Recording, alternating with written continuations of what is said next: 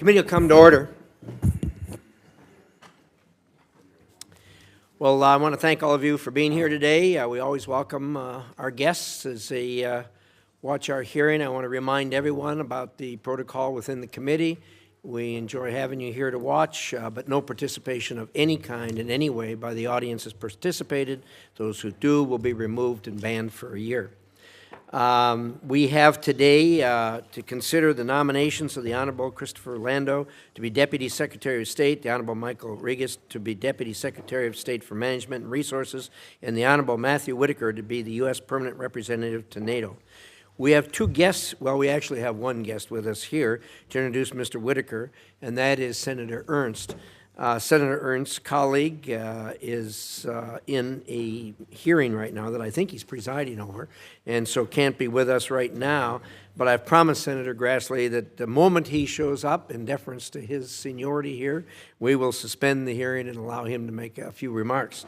But I'll postpone my opening statement until after the introductory remarks. So with that, Senator Ernst, you're up. Welcome to our committee. There we go. Thank you, Chairman Risch and Ranking Member Shaheen, and good morning to my distinguished colleagues. It's an honor to be here today to introduce my friend and fellow Iowan, Matt Whitaker. And I would also like to extend my greetings to his friends and family that have joined us here today. So Matt was raised outside of Des Moines, Iowa, and went on to graduate from the University of Iowa, where he earned his Bachelor of Arts, Master of Business Administration, and Juris Doctor. And I have to state as well for the committee, and this is very important, that he was a University of Iowa Hawkeye football player and did take the team to the 1991 Rose Bowl. So that's probably one of his most significant achievements. And as an Iowa State Cyclone, I try not to hold this against him. So Matt has proudly and honorably served our state and country as the U.S. Attorney for the Southern District of Iowa, in private practice, and most recently as the former Acting Attorney General of the United States. People are often surprised to learn how Matt and I became friends. So it all began in 2013 during a heated five-way primary for United States Senate, which culminated in 2014. As we both crisscrossed Iowa, working hard to earn the nomination for Republican running for United States Senate, we would often run into each other at the same events. And literally, we could finish each other's sentences. And we knew our stump speeches so well. The joke between Matt and I was, if you can't make it to this event, I'll go ahead and give your stump speech for you. He was once a fierce opponent, but Matt became a very, very dear friend who graciously helped me win this Senate seat later that fall. Since 2014, Matt has supported me in countless ways, offering wise counsel and keen insight on the issues facing our state, our nation, and the world today. While some may just brush it off as Iowa nice, I believe this is a clear demonstration of Matt's character. He's willing to put differences aside, strengthen relationships, and put our country over politics. Colleagues, I've had the privilege to travel with many of you, to meet face-to-face with our NATO allies. Over the last few years, during those exchanges, a consistent theme has emerged: the need for American leadership, a willingness to speak hard truths and encourage our partners to step up. Matt's experience has prepared him for this aspect of the job. With decades of law enforcement experience and having served as the Acting Attorney General, Matt has successfully collaborated across many organizations and jurisdictions. He can articulate through firsthand knowledge the evolving global threats confronting our nation and NATO allies, and he's shown the courage to take on the dangers posed by terrorism, transnational criminal networks, and those seeking to do the Western world harm. Matt's steady, proven leadership will be crucial in ensuring a stronger, safer world under President Trump's peace through strength foreign policy. Colleagues, Matt Whitaker is the right person for this time and will be an excellent ambassador to NATO, and I urge you to support his nomination. Thank you, Mr. Chair. Well, thank you very much, Senator Ernst. Certainly good praises for the candidate. I know you're busy, so we'll excuse you if you feel so inclined. Again, when Senator Grassley gets here, we will suspend the proceedings and allow him to make a few remarks for us. So the way this is going to work, I'm going to make an opening statement here, followed by Senator Shaheen. Then we'll open it up for 5 minutes of questions for each member, perhaps a second round if we have time. And as I said, in the meantime, when Senator Grassley shows up, we'll recognize him. Today, we see a generational shift occurring in American domestic and foreign policy. For years, endless debate was a substitute for action. DEI replaced common sense, and where American strength and leadership had once been respected, we were seen as weak. Last November, Americans rejected the status quo and demanded change. President Trump is an exceptional and strong. Okay.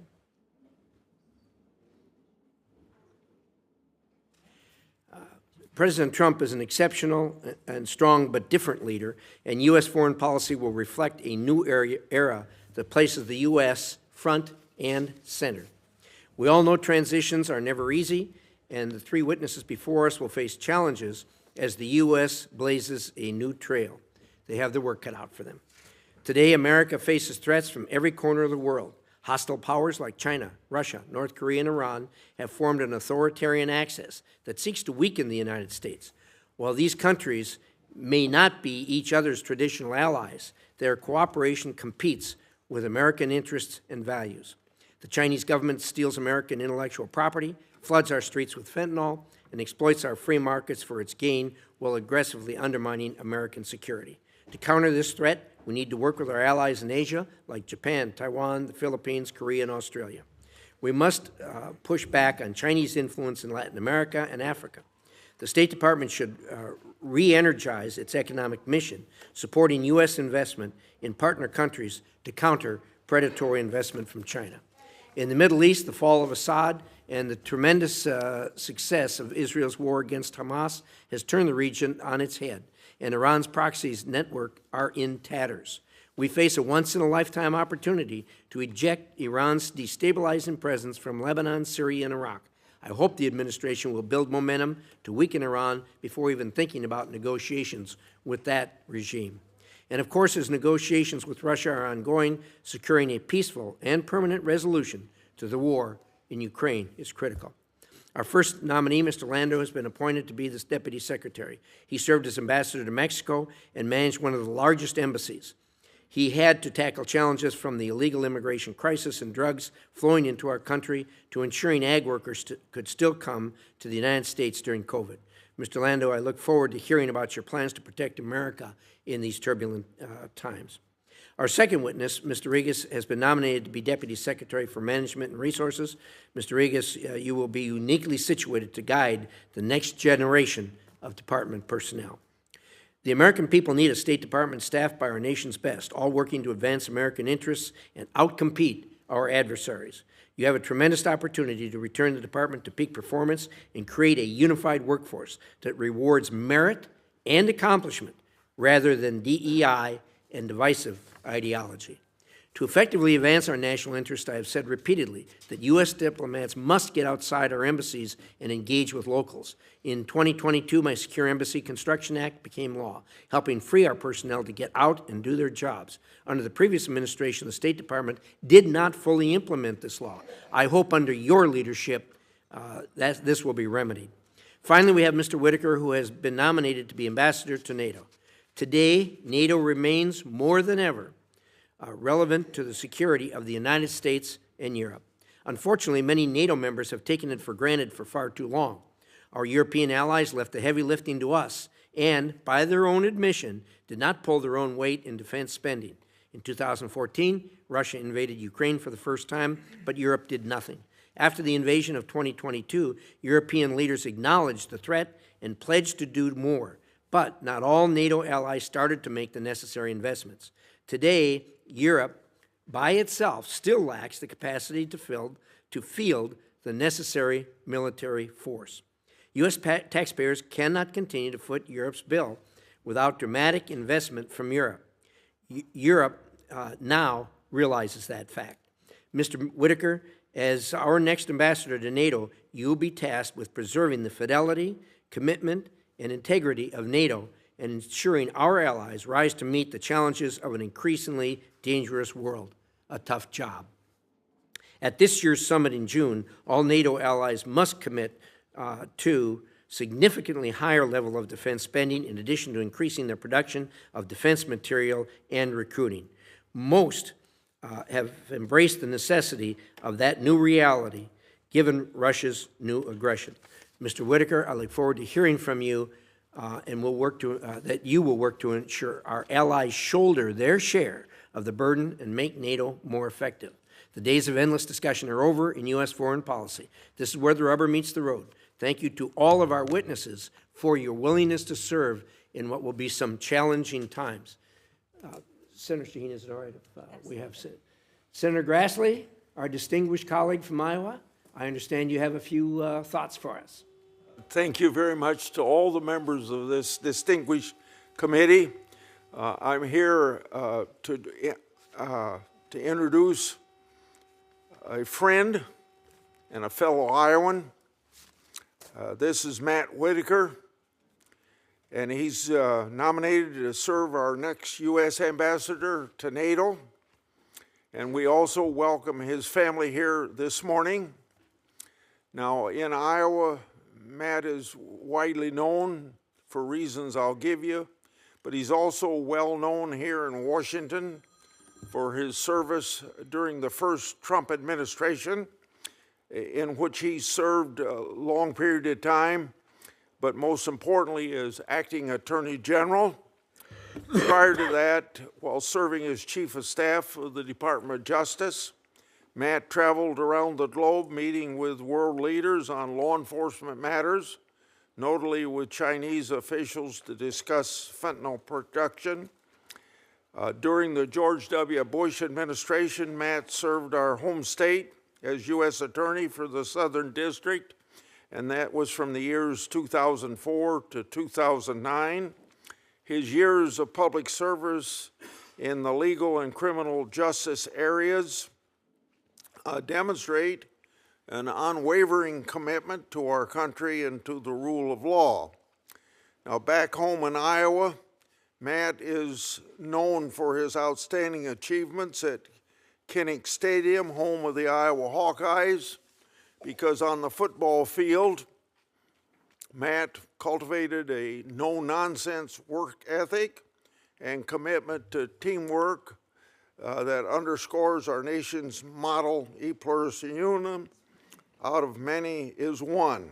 And he never lets you forget about his support for the Hawkeyes. He never forgets about his support for the University of Iowa, and it's hard for me to get him to admit there's even a University of Northern Iowa. Matt then brings that rallying cry to bear no matter where he goes, as an athlete, as a U.S. attorney, or to the very top rung of our nation's law enforcement ladder. So I'm proud to sit here shoulder to shoulder with a true friend this morning, with the distinguished alumnus of the University of Iowa, where Matt earned his undergraduate, his MBA, and his law degrees. To my colleagues on the Senate Foreign Relations Committee, I want to say thank you for allowing me to introduce an outstanding Iowan for this very important nomination. And I want you all to know that I extend my endorsement to this nominee to represent the United States on the world stage with our NATO allies, and he'll do it with the same enthusiasm as he speaks about Iowa football. Thank you. Thank you, Senator Grassley, for those remarks. We appreciate that, and we know you have other things to do, so you're excused. And thank you for coming to our committee and giving us those thoughts. With that, Senator Shaheen for her opening remarks. Well, thank you, Chairman Risch, and congratulations to each of our nominees. Welcome to your families and friends who are here with you today, and thank you for taking time to meet with me before today's hearing. In only 1 month, this administration has managed to send much of the United States government into chaos. And one of the most dangerous and concerning parts of this is the administration's attack on our foreign policy and national security agencies.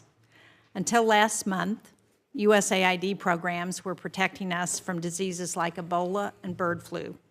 They were countering the flow of illegal weapons. And they were fighting against the radicalization of young people by terror groups like ISIS in Syria, a group that, as we know, has inspired strikes here in the United States. Today, these programs have gone dark. For some, their fate remains unclear. It has left our country vulnerable. Now, I've always supported government reform. I did that as governor of New Hampshire, and I'm all for making sure that our tax dollars go to the right place. But I don't think this is what this is. This is a wrecking ball. It is unilateral disarmament, and our adversaries are thrilled. The hosts on Russian state television can't believe their luck that the U.S. is withdrawing from the world and breaking its promises. China has not wasted a moment. They're already stepping in where the United States is standing down.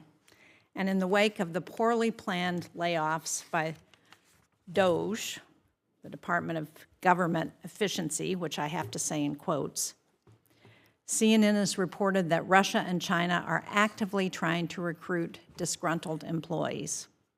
Now, I don't believe they're going to be successful because those employees are committed to the service of the United States. But I just got back from a visit to Ukraine and Poland. And when it comes to foreign aid there, the United States is completely shut down.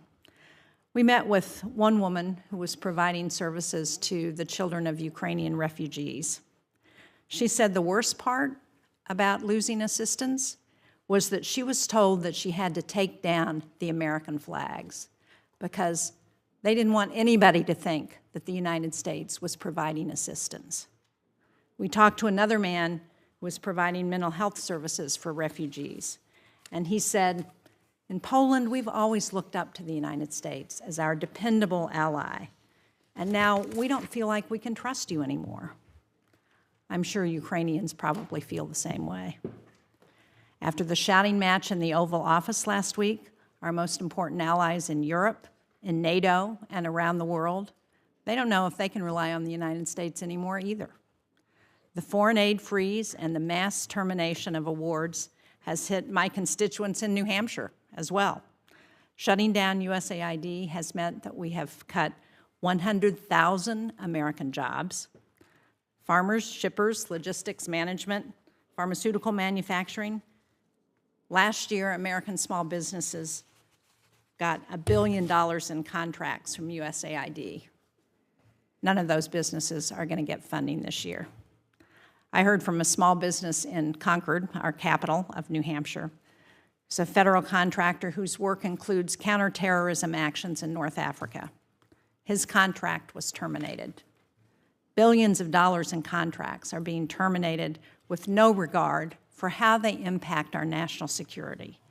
No consultation with the Department of Defense or the intelligence community or any of our allies around the world. I would like to see more detail on how Secretary Rubio was able to individually review,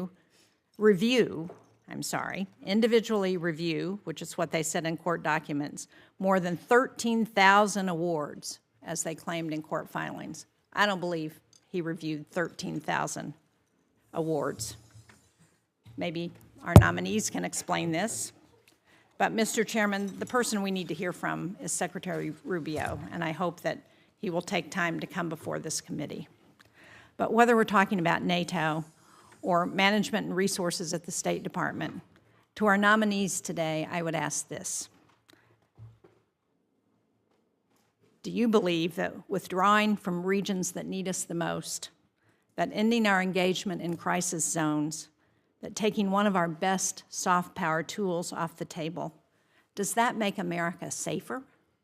Does it make us more prosperous? Does it make us more secure? I don't believe so, but I look forward to hearing your thoughts. Thank you. Very much, Senator Shaheen. We'll now hear from our nominees. We'll welcome their families, welcome their friends here. We're anxious to hear a little bit more optimistic view than perhaps we just heard, but these are new times, calling for new times and new ways of doing business, and we are excited to look forward to how you do that. And so if you will keep your remarks, please, to just a couple of few minutes here. You can put anything you want in writing on the record. But let's open up and hear, first of all, from Mr. Landau. Thank you, Senator. Mr. Chairman, Ranking Member Shaheen, and distinguished members of this committee. I'm honored to appear before you today as President Trump's nominee for Deputy Secretary of State. I'm grateful to the President and Secretary Rubio for their trust and confidence, and I appreciate the time that the members and staff of this committee have spent with me. If confirmed, I look forward to working closely with you. On a personal note, I'd like to thank my wife Caroline and our children Nathaniel and Julia, who are here today, for their love and support. And I'd like to acknowledge my late parents, George and Maria Landau, for introducing me to the State Department and the Foreign Service. My father was a career Foreign Service officer for almost 30 years and served as ambassador to 3 countries in South America for 13 of those years. I was born in Spain, lived in Canada, Paraguay, Chile, and Venezuela, and attended the American School of Asunción for 5 years. My parents and my upbringing abroad triggered a lifelong passion for international relations that has culminated in this nomination. I only wish that my parents could be here today, which would have been my father's 105th birthday.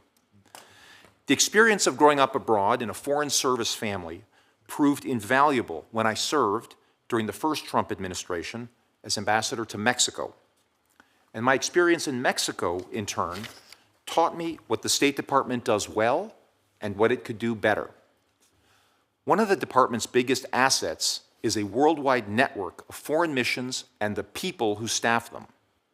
And conversely, one of the department's biggest challenges is the constant need to sync those foreign missions with policymakers in Washington. My experience in Mexico highlighted how essential it is to strengthen this feedback loop. Policymakers in Washington must provide our foreign missions with clear directions and demand accountability. And in return, our foreign missions must relay relevant and useful information back to policymakers in Washington. The State Department's political leadership must be able to articulate the President's foreign policy to our embassies, foreign audiences, and the American people, and must demand and deliver concrete results. My job, if confirmed, will be to harness the State Department's formidable worldwide footprint to make our country safer, stronger, and more prosperous. I'd like to emphasize 3 major points. First, we must defend the sovereignty of the United States, our people, our borders, our Constitution, and our laws. International organizations, treaties, and alliances can all be valuable tools for advancing our own national interests, but we must never forget that they're just tools and not ends in themselves. Our duty is to the people of the United States and to the Constitution of the United States. In particular, the State Department must recognize that global mass migration is one of the key foreign policy challenges of our time and prioritize enforcement of our immigration laws. Second, we must leverage our national strength to secure better results for the American people in terms of both national and economic security. Our diplomacy is most effective when people know that we say what we mean and we mean what we say, and that we have the resources and the will to back it up. Our country's economic and military might should allow us to rack up one diplomatic victory after another and steer clear of wars and foreign interventions. Sadly, this hasn't been the case in recent decades. And third, and I think you touched on this, Mr. Chairman, we must restore commercial statecraft as a pillar of our foreign policy. Our country's founders understood the great potential of trade with foreign nations, but for a long time now, economic and commercial affairs have been relegated to second-class status at the State Department, and our nation has racked up massive trade deficits with foreign countries. We must work closely with the private sector to open new markets for American goods and services, out-hustle foreign competitors, and attract foreign investment to the United States. We also must ensure that our trade and commercial relations are fair and that other countries don't take advantage of our markets without affording us reciprocal access to theirs. These are just a few of the key areas on which I hope to work and focus if confirmed. Again, I appreciate the opportunity to appear before you here today, and I look forward to your questions. Thank you. Well, thank you, Mr. Landau. It's great to hear somebody who's been out on the front lines and is now going to mesh that with the management at the State Department. You certainly have a background that qualifies you for that. Mr. Rigas, the floor is yours for 5 minutes. Thank you, Mr. Chairman, Ranking Member Shaheen, and members of the committee for the opportunity to appear before you today. It's an honor to be nominated to be Deputy Secretary of State for Management and Resources, and I would like to thank President Trump for the opportunity to serve. I'd also like to thank my wife, Laura, my parents, John and Zoe Rigas, my siblings, and other family and friends who are here with me today for their support. And I want to recognize my daughter, Mary Elizabeth, who is at her first confirmation hearing today, and my nephew, Dino, who is at his second. It's from my parents that my siblings and I were taught the importance of public service as a way to give back to this great country to which they immigrated.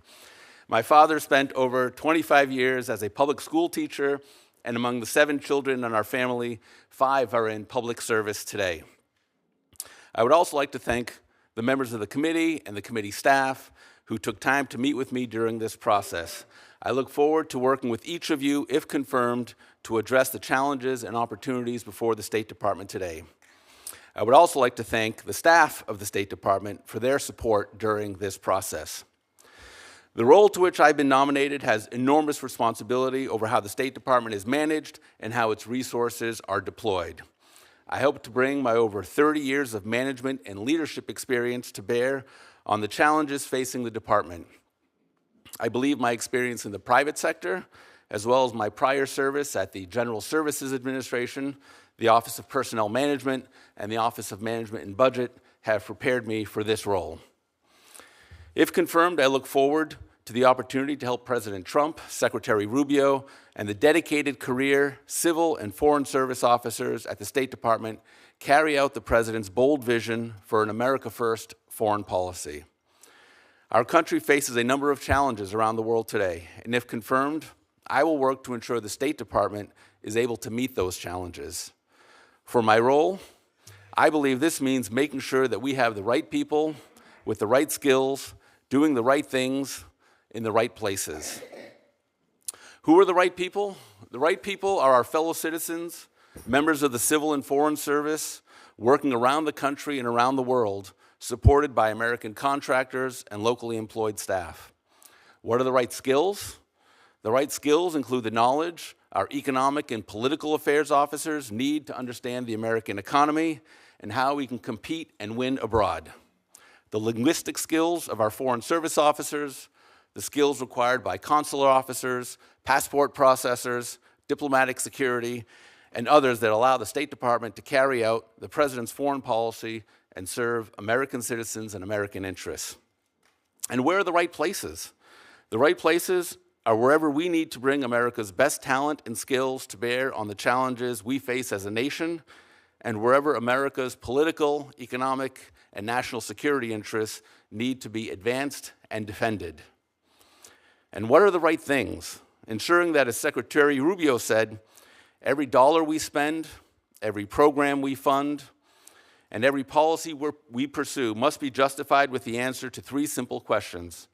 Does it make America safer? Does it make America stronger? And does it make America more prosperous? Every day I will work to ensure that we are good stewards of the resources you entrust to the Department of State as we meet the high standards set by the President and the Secretary.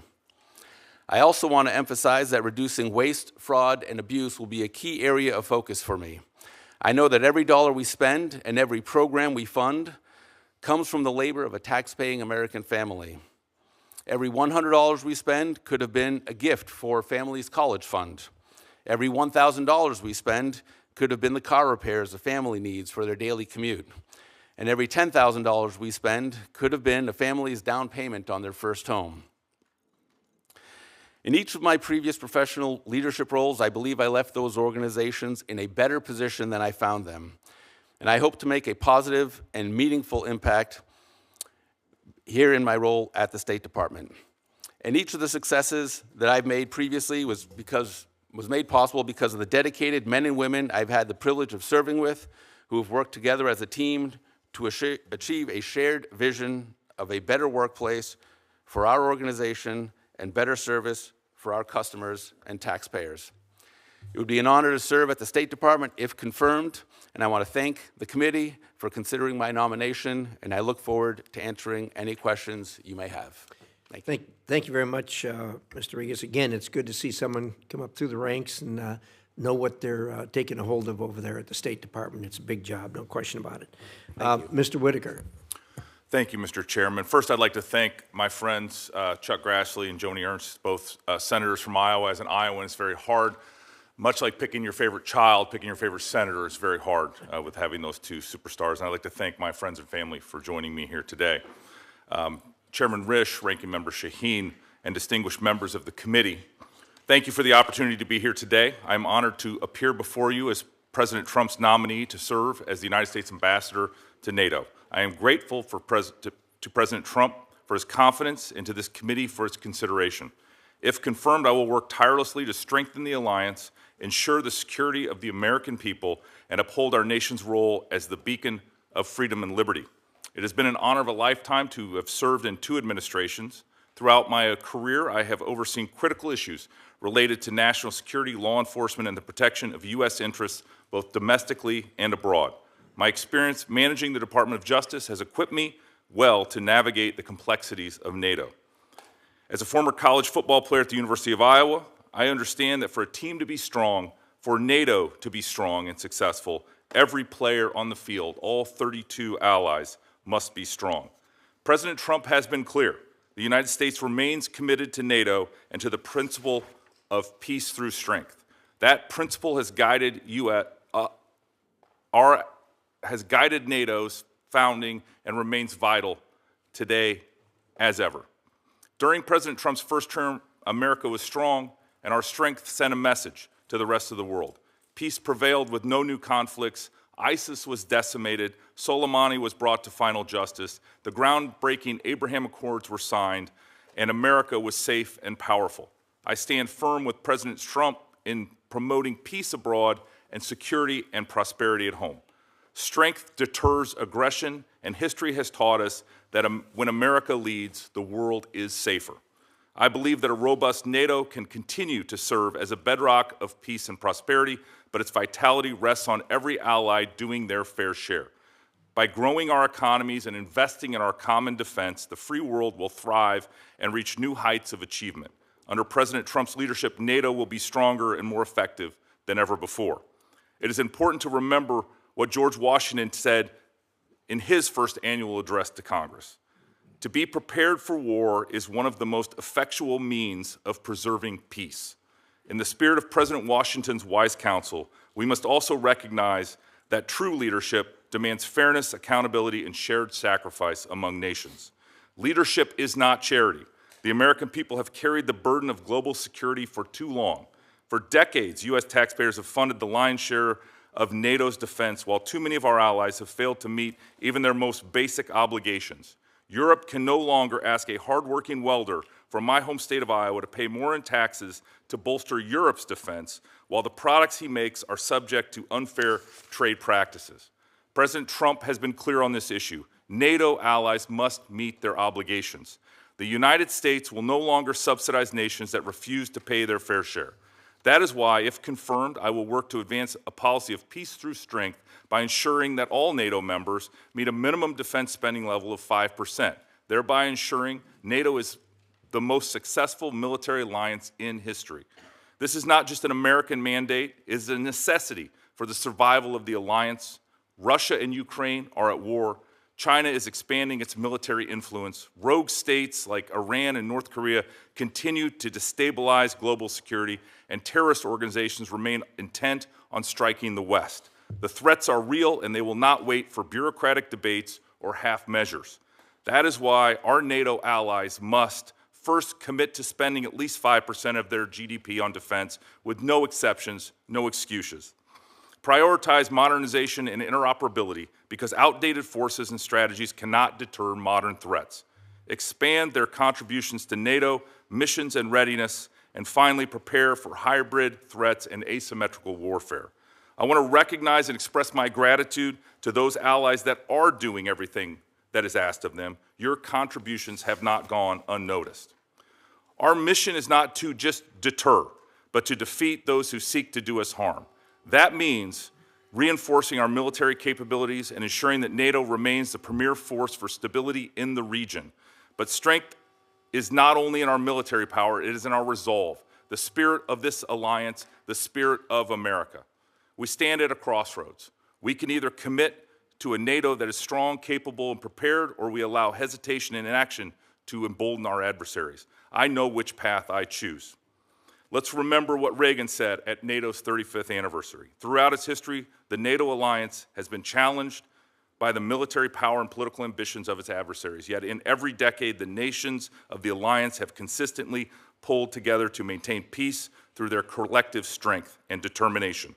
Peace is secured through strength in steadfast partnership with those willing to defend it.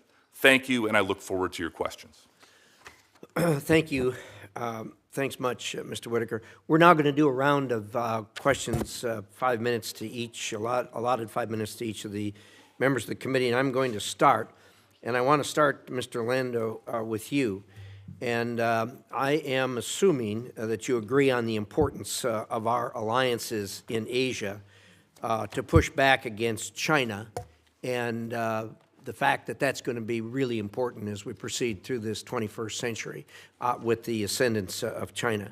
Could you give us your thoughts on that, please? 100%, Senator. Thank you for that question. And I think you've put your finger on the key geopolitical challenge of our times for our country, which is the rise, as we've all experienced over the last 30 years, of the People's Republic of China, both economically and militarily, to now be our nation's foremost strategic competitor, really all around the world. I think there was a reference in one of the statements to they're not only in their region, but they're also in Africa, in Latin America.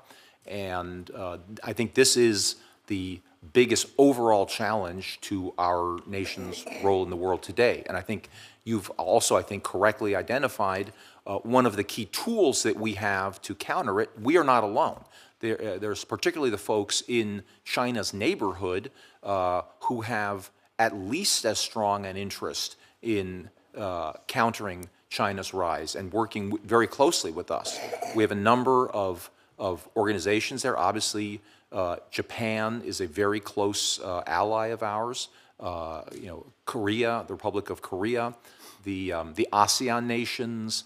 We have the Quad with India, Australia, and Japan. So I think you have correctly identified that in trying to counter China's rise, we should work with all these nations in the region. Again, some of the ASEAN nations, the Philippines, Vietnam, they're really there on the front lines. And so I think we need to work very closely. But we also need to, muster our economic forces around the world and really unleash our private sector. I think for too long, honestly, and I alluded to this in my statement, the United States has not realized the importance of economics in foreign policy and commercial practices. And frankly, China has been engaged in some degree of coercive investment in certain countries. We've seen that in Sri Lanka and other parts of the world. But frankly, in other parts of the world, they're out hustling us. Our private sector is not there on the ground, coordinated with the U.S. government. And if I'm confirmed, I would love to work with the private sector. When I was in Mexico, the Chinese ambassador could go to a state and he could basically promise investment because they have state-owned companies. If I were to go to a state and they would talk to me about their investment needs and their resources, I have to go to the private sector then. I can't tell them what we're going to do. And so I think it's critical to unleash the incredible and unmatched in the world American private sector to help promote our national interest in developing some of these countries, and frankly, and obviously in a way that produces results for them too. Well said. Mr. Whitaker, you come in to take over this job at NATO in a particularly sensitive time. As I said in my opening statement, and I think you referred to also, the fact that we're going to require our European friends and allies to step up. Look, this is the most successful military alliance in the history of the world. We're proud of it. It's strong. It's stronger today than it's ever been. The media focuses on our squabbles, but doesn't point to the fact that by adding Sweden and Finland, we dramatically increased the effectiveness and the power of NATO. Having said all that, as Senator Shaheen referred to, when someone has been supplying certain things and they decide, well, they're not going to pay the whole tab anymore, or a giant share of the tab, and asking the people to step up, people push back on you. It's human nature. It happens. We're seeing that in other areas too that we've dealt with. So your job's going to be to go over there and convince them that they're going to have to step up. The good news is you're seeing what we've been preaching to them for years, and that is that they do need to step up, that they can't be requiring us, as has been pointed out, to come in and pay a bigger share than what we should pay. And look, this is this alliance is a very wealthy complex of countries and has on economies that are similar to the United States, and they should be able to step up. So could you give us your thoughts on that briefly, because I'm running out of time, but you know the challenge, I know the challenge. Yeah. In short order, what are you going to do about it? Well, thank you, Chairman. In my 1 second that's left, I'll tell you, I agree with you. I think these challenges can be reached and overcome. I have no concerns that our European allies and Canada can all do more. They now want to do more. It's pretty clear if you read what they've said over the last probably month or two. But at the end of the day, words don't matter. It is going to be actions from our allies, and I fully expect that they will do what's necessary to continue to make NATO the strongest alliance ever on the history of the planet. Thank you. You're going to be involved in the debate in June, as you know, when they talk about the 2.5%.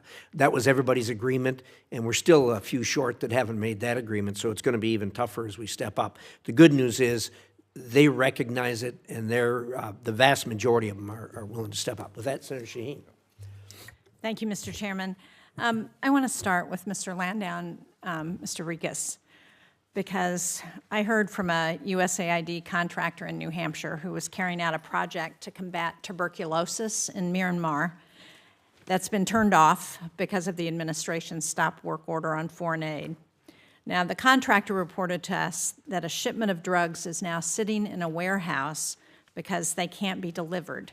And the U.S. government will owe both the cost of the drugs and the storage fees more than they would have paid without the stop work order. And meanwhile, the drugs are expiring, and the people who need them are suffering without the medication. I think this is just one of many examples that we've heard about because of the stop work order. And I think this is a senseless waste of money. I don't think it makes us, as I said in my opening statement, stronger, more prosperous, or more secure. So I would ask you, Mr. Landau, tuberculosis is a communicable disease. It travels across borders. Drug-resistant TB is a growing risk globally. So if you could answer yes or no, do you believe that cutting off our assistance to combat tuberculosis outbreaks makes America safer, stronger, and more prosperous? Senator, yes or no?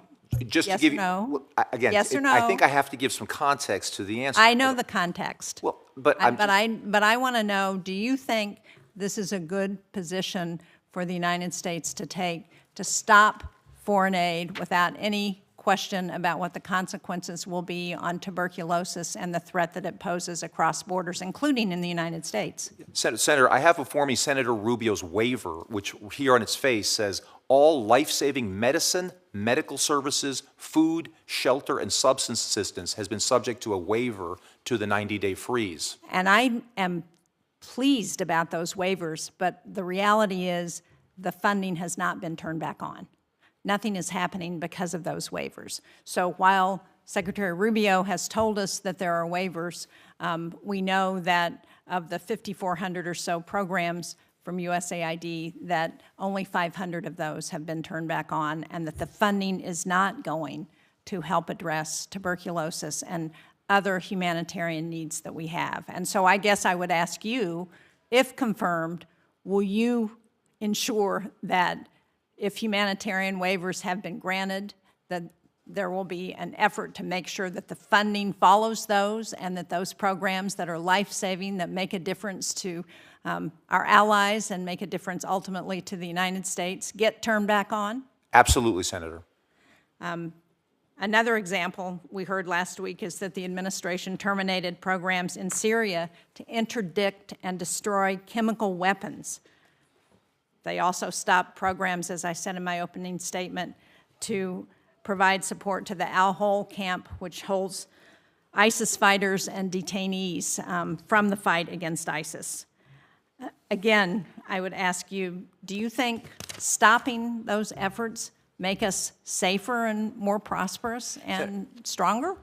I know you are one of the most bipartisan senators on these issues, Senator, and I would certainly commit to working with you to make sure that as we identify what here is the baby and what here is the bathwater. Because as you talk about medical, some of these critical things, they're also discovering that $2 million is going to transgender clinics in Guatemala. Listen, I think that is a red herring. I'm all for getting rid of that $2 million going to that transgender clinic. I don't think you would get any disagreement from the majority of members of Congress about that. But that is a red herring.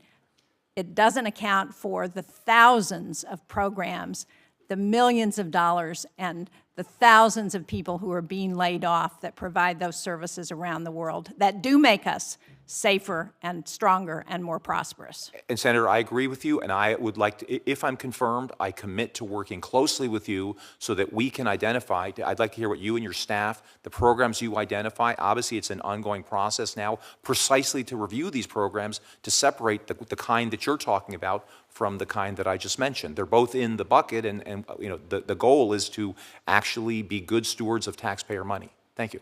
So based on that, would you agree that dismantling all of our foreign assistance toolkit is not an approach that makes sense without reviewing the programs and seeing which are effective and which are not? What is going on right now, as I understand it, Senator, is exactly such a review. I don't think anything is being permanently dismantled. I think we're in a 90-day period now where, under the executive order, these programs are being reviewed, waivers are being granted in particular circumstances. If the waivers are not being effectuated, I'm happy to look into that and discuss that with you and your staff to make sure that if the Secretary grants a waiver, that waiver is actually going through. I understand your concerns about that. And again, I can commit to making sure that happens. Thank you. Thank you. I'm out of time, but we'll resume the conversation when I get another round. Thank you, Senator Shaheen. And I think what Senator Shaheen brings to the forefront is things that all of us in Congress have heard, and that is that there's all of these programs out there, and they're being looked at right now, and it is a daunting task. I sat with Secretary Rubio, and we looked at that list, and I mean, it's thousands of programs. And in there, we know there's stuff, just as Senator Shaheen indicated, that's absolutely critical to the national security of the United States. And there's other things in there that ought not be in there. And for years, this has really gone unchallenged. We're supposed to be oversight, but the oversight of those billions, hundreds of billions of dollars, and the thousands of programs is really daunting. So you have a task in front of you. I'm sure Senator Shaheen will hold you to the commitment that you've made, that you want to find those ones that are good for America and save them. With that, Senator Rigas. Thank you, Mr. Chairman. And thank you to our nominees here for your willingness to continue to serve our great nation, and also thank you to the families who make it possible for you to be able to do that. I really appreciate that. We know that none of us could be in this business if we didn't have support and love from our families, so thank you for that. On Wednesday, Xi Jinping's top advisor overseeing Taiwan affairs, Wang Huning, urged Communist China to shape, this is a quote, to shape the inevitable reunification of the motherland, end quote. The next day, a defense ministry spokesman warned Taiwan, quote, "We will come and get you sooner or later." This heightened rhetoric has been backed by increasingly aggressive actions on the part of Communist China. Last week, a Chinese crude cargo ship, I should say, severed an undersea cable that connected Taiwan to some of its outlying islands, and the crew was detained by the Taiwanese authorities. Beijing then launched an unannounced live fire exercise just 40 nautical miles off Taiwan's coastline.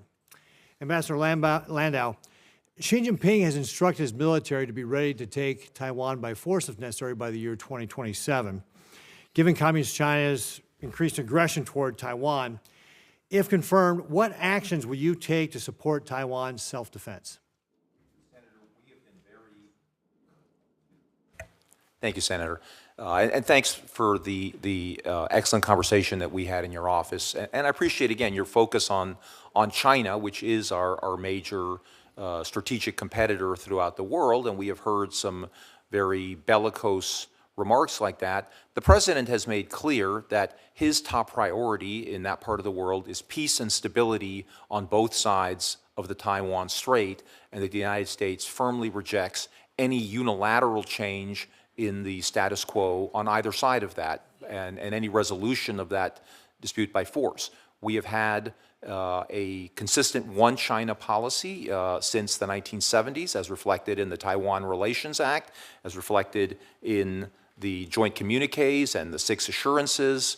And I think the best way, I think, to deter that, and Mr. Whitaker spoke to this a moment ago in the European context, but it's equally true in East Asia, is, as George Washington said, the best way to deter war is to be strong. And the Chinese leadership respects strength. As I discussed in my earlier colloquy with Senator Risch, it's very important for the United States to work with our allies in the area to make it clear for everybody what the terrible consequences would be for the entire world, including the United States, if China or any of the actors in that region were to take unilateral action to disrupt the status quo on either side of the Taiwan Straits unilaterally. Yeah, Ambassador, though, what can you do, though, if confirmed, to be able to help specifically with Taiwan's self-defense? Well, again, we have good relations with Taiwan. We work with them. I think the Taiwanese have a need to up their game in terms of their own defense spending, and that's something that's obviously on the table.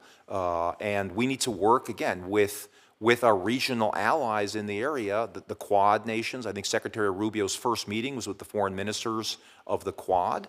And I think we need to send a very clear message to China that, that they are very much imperiling world peace if they continue this kind of saber rattling and consider unilateral actions in that area. How can the United States better respond to, or help Taiwan respond to, the escalatory military drills that Communist China is doing around Taiwan? What can we do better to try and get them to stop these drills, the gray zone activity, that sort of thing? Well, again, Senator, I think we work with our allies in that area. We work with Japan, Korea, Australia, India, the Philippines, Vietnam. We're refurbishing our bases in the Philippines, our former bases, and I think we can work with all the countries in the region to let China know this is not just a problem you have with the United States. These are issues that really implicate your relationships with all of your neighbors and with the world. Let me just emphasize, though, the president emphasized the other day in a press conference that he wants good relations with China. We're not looking to enter into a war with China or implacable enmity with China. There is great win-win situations in terms of potential for trade as long as it's fair.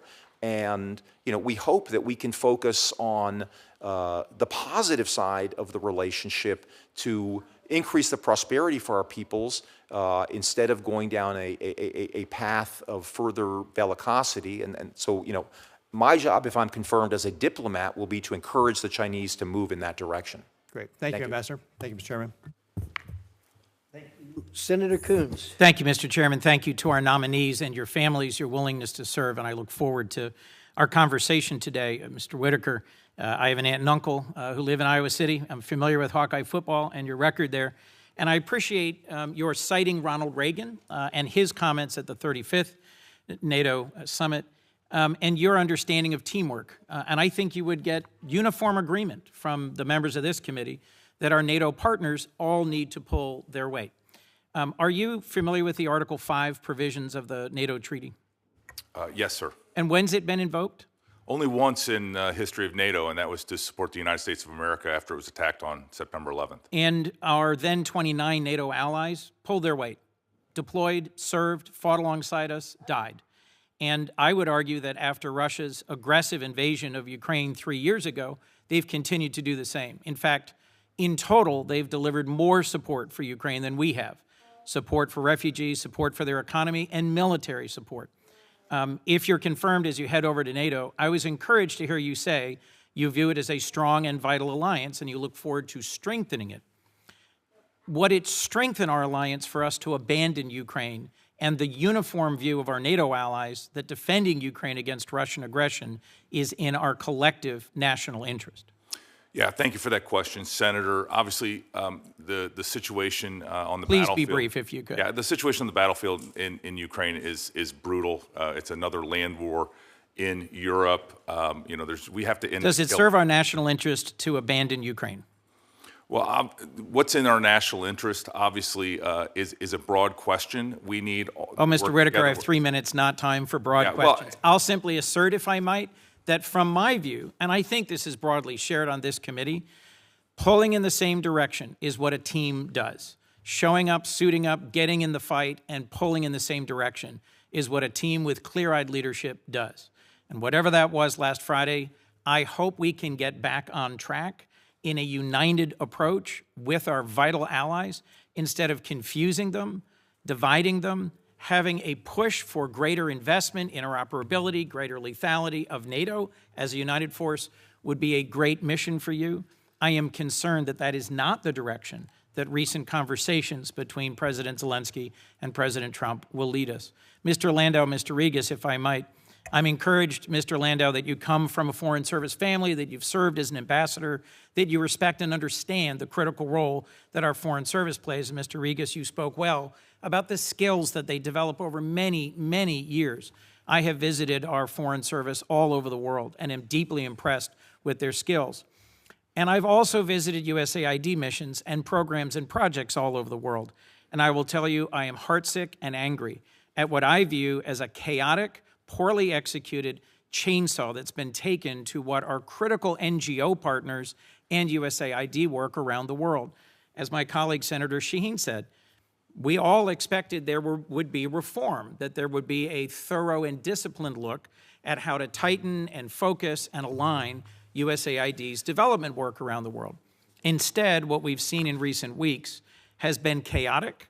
Thousands have been laid off. I have met over and over with NGO leaders who are saying that the whipsaw of stop work orders, waivers, and then the failure to turn the money back on across exactly those programs that were proclaimed as critical life-saving humanitarian programs has resulted in household name NGOs, Samaritan's Purse, Catholic Relief Services, Save the Children, CARE, laying off thousands, shutting down programs all over the world.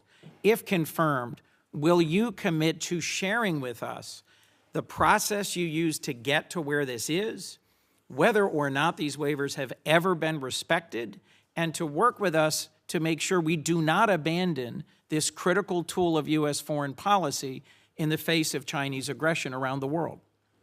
Senator, this committee plays a very important role in helping fashion the foreign policy of the United States, of which these programs are a part. And so I certainly do commit to you, as I committed to the ranking member, to discussing. I would love to hear, A, what programs you all think are the most important and that you see have the most effect on, in terms of the constituents you know and the broader effect. And second, making sure, to the point you just raised, Senator, that the implementation is done appropriately. If there's a waiver granted, to make sure that that money is actually flowing again. I have not heard of a single example of a waiver being granted and the funding being turned back on, which is utterly unsurprising, given that all the critical staff who facilitate payments and funding transfers have been laid off, furloughed, or sidelined.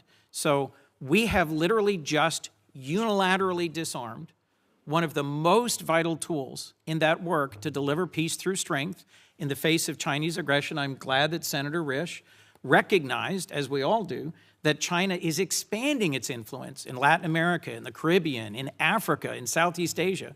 And we have confused our partners, we have encouraged our adversaries, and abandoning exactly those Americans who have spent decades overseas and then leaving that space, whether it's confronting human trafficking, working against terrorists, combating pandemics, or pushing back against Russia and China and their malign influence in the world.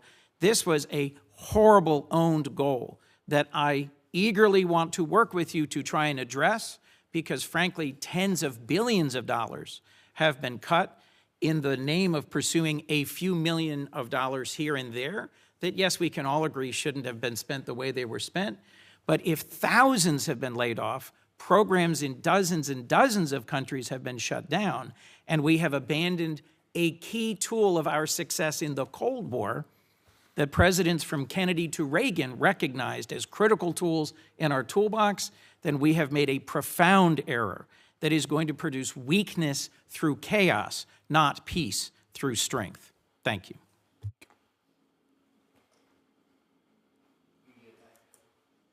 Thank you very much, Senator Coons. I think you're, just as Senator Shaheen indicated, the sooner we get these guys in place, the sooner we'll be able to rectify some of these things. So with that, I'm going to move to Senator McCormick. Thank you, Mr. Chairman and Ranking Member Shaheen, and thank you to the nominees for appearing before us at what is undoubtedly an incredibly consequential time. I have no doubt you'll serve honorably and ably, and I'm thrilled to support your nominations. Mr. Rigas, I'd like to start with you. Earlier in my career, I served in several senior roles in the government, in the national security arena, and I saw firsthand the importance of foreign assistance for our national security. Now that I'm concerned. I think we have more than a few examples of foreign aid and the bureaucracy getting ahead of itself, of supporting an ideological agenda, and that's why I supported the review of all foreign assistance. But now that the review is complete or near completion, I want to give you a chance to clarify whether we are continuing aid programs that, to paraphrase Senator Rubio, will make America safer, stronger, and more prosperous. And in particular, I'm interested in foreign aid and investment as an important arrow in the quiver for combating China's Belt and Road Initiative. Through the Counter-PRC Influence Fund, foreign assistance programs have helped NGOs spotlight human rights abuses by the Chinese Communist Party, provide insights into China's opaque economy, and provide partner nations with economic alternatives to China's Belt and Road. And Mr. Rigas, do you expect, or are we continuing those efforts? Thank you for the question, Senator. I look forward, if confirmed, to looking under the hood in terms of what's going on with the pause. I believe it's a 90-day pause, so I don't think it's concluded yet. But to the extent that aid is going to be flowing towards efforts to counter the PRC and counter the Belt and Road Initiative, I think From the president's statements, he's been very clear about the challenge that China faces to the United States and to its interests. I think he views China as a strategic competitor to the United States. The way he talks about them, I don't think he talks about them in terms of them being an adversary as much as they are vigorously pursuing their own interests, and that is almost always at our expense. So I think he would, I don't want to presume what actions the president will take or the secretary will take, but I don't think his past statements on China should be cause for concern in terms of programs that are being undertaken right now at USAID to counter China and the Belt and Road Initiative. Well, I'd like to note, and while I probably disagree with Senator Coons and Shaheen about the magnitude of the abuse of spending, I do agree with the fact that from a national security perspective, there are certain foreign aid initiatives that are absolutely critical. I would suggest to you that those combating China, which I do view as an adversary, are particularly relevant, and I would want to make sure that in the future that we talk about that. I'd also like to flag for you the Development Finance Corporation and Millennium Challenge Corporation, which have much more performance-based orientation to how American assistance is provided, are role models here, and how do you expect those to be integrated into our foreign aid strategy? Thank you, Senator. That's a great question. As you know, Secretary Rubio said, and I think it's been repeated a few times during the hearing here, that we should look at all of the programs and spending and aid that we are engaged in at the State Department through the prism of three questions. Does it make America stronger? Does it make America more prosperous? Does it make America safer? And I think having some kind of metrics applied to this spending, so we can look at not just the outputs, how many dollars are being spent, but what are the outcomes we're getting from all of these programs. And so I would welcome the opportunity to work with you and your staff on the programs at MCC and DFC, and indeed across the entire spectrum of state, to make sure we're getting good outcomes. Very good, thank you. Mr. Whitaker, good to see you. I think you and I both agree that President Trump laid out a credible path to peace with Ukraine, with an economic arrangement, an agreement to, or a hope of stopping the fighting and creating a deterrent. We also both agreed that Europe stepping up in a much more significant way was key to restoring deterrence. How's that going to happen? How do you expect that to happen? You said in your testimony that you thought there's much more of an orientation towards more investment on the part of Europeans. How do you see that playing out? Well, obviously, if confirmed, that I'll be right in the middle of those conversations, and I appreciated the time we spent together last week. We've known each other for a long time, and it's good to see you today and last week. I think our Europeans, partners in NATO, understand the challenge. The question is, how fast can they rise to the challenge? And I'm planning on, if confirmed, going there in the first 30 days, meeting with every single ally one-on-one and finding out what their path to the 5% is, and if they can't get there, understanding why they can't get there or why they're unwilling to. And those are the conversations that, again, with the confidence of the Senate, I'll be happy to go have with all of our important allies in Europe.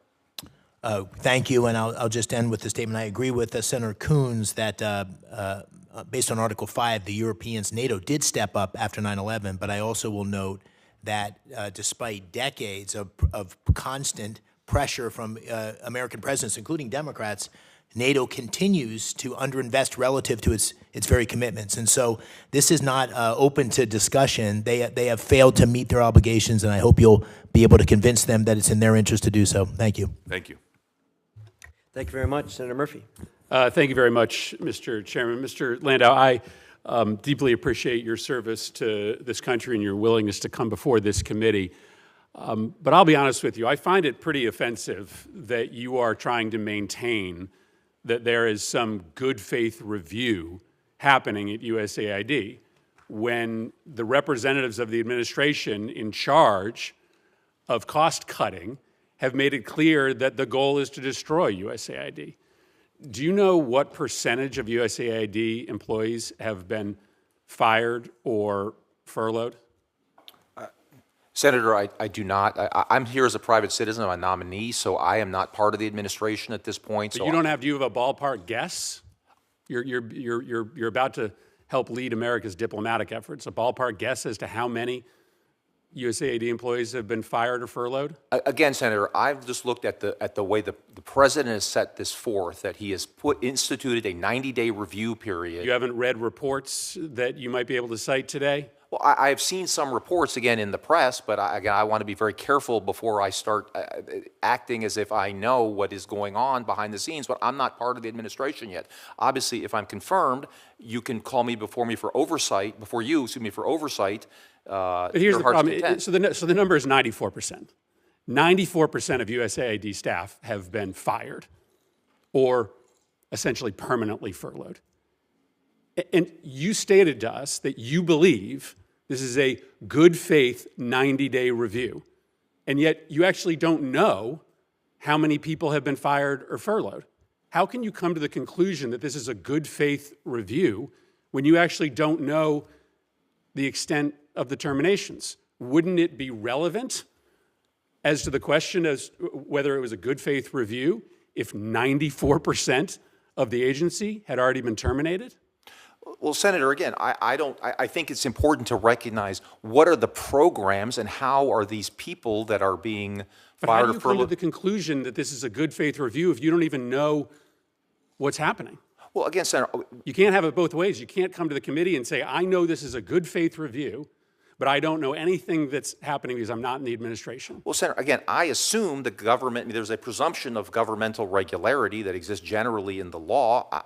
I believe strongly that the president, wants to comply with the law, wants to make sure that we are doing the American taxpayers' bidding by looking carefully at these programs and making sure that we separate the baby from the bathwater. I just don't think you can have it both ways. I don't think you can come here and tell us that you know that this is a good faith review, but assert that you don't have any basic information about what's happening.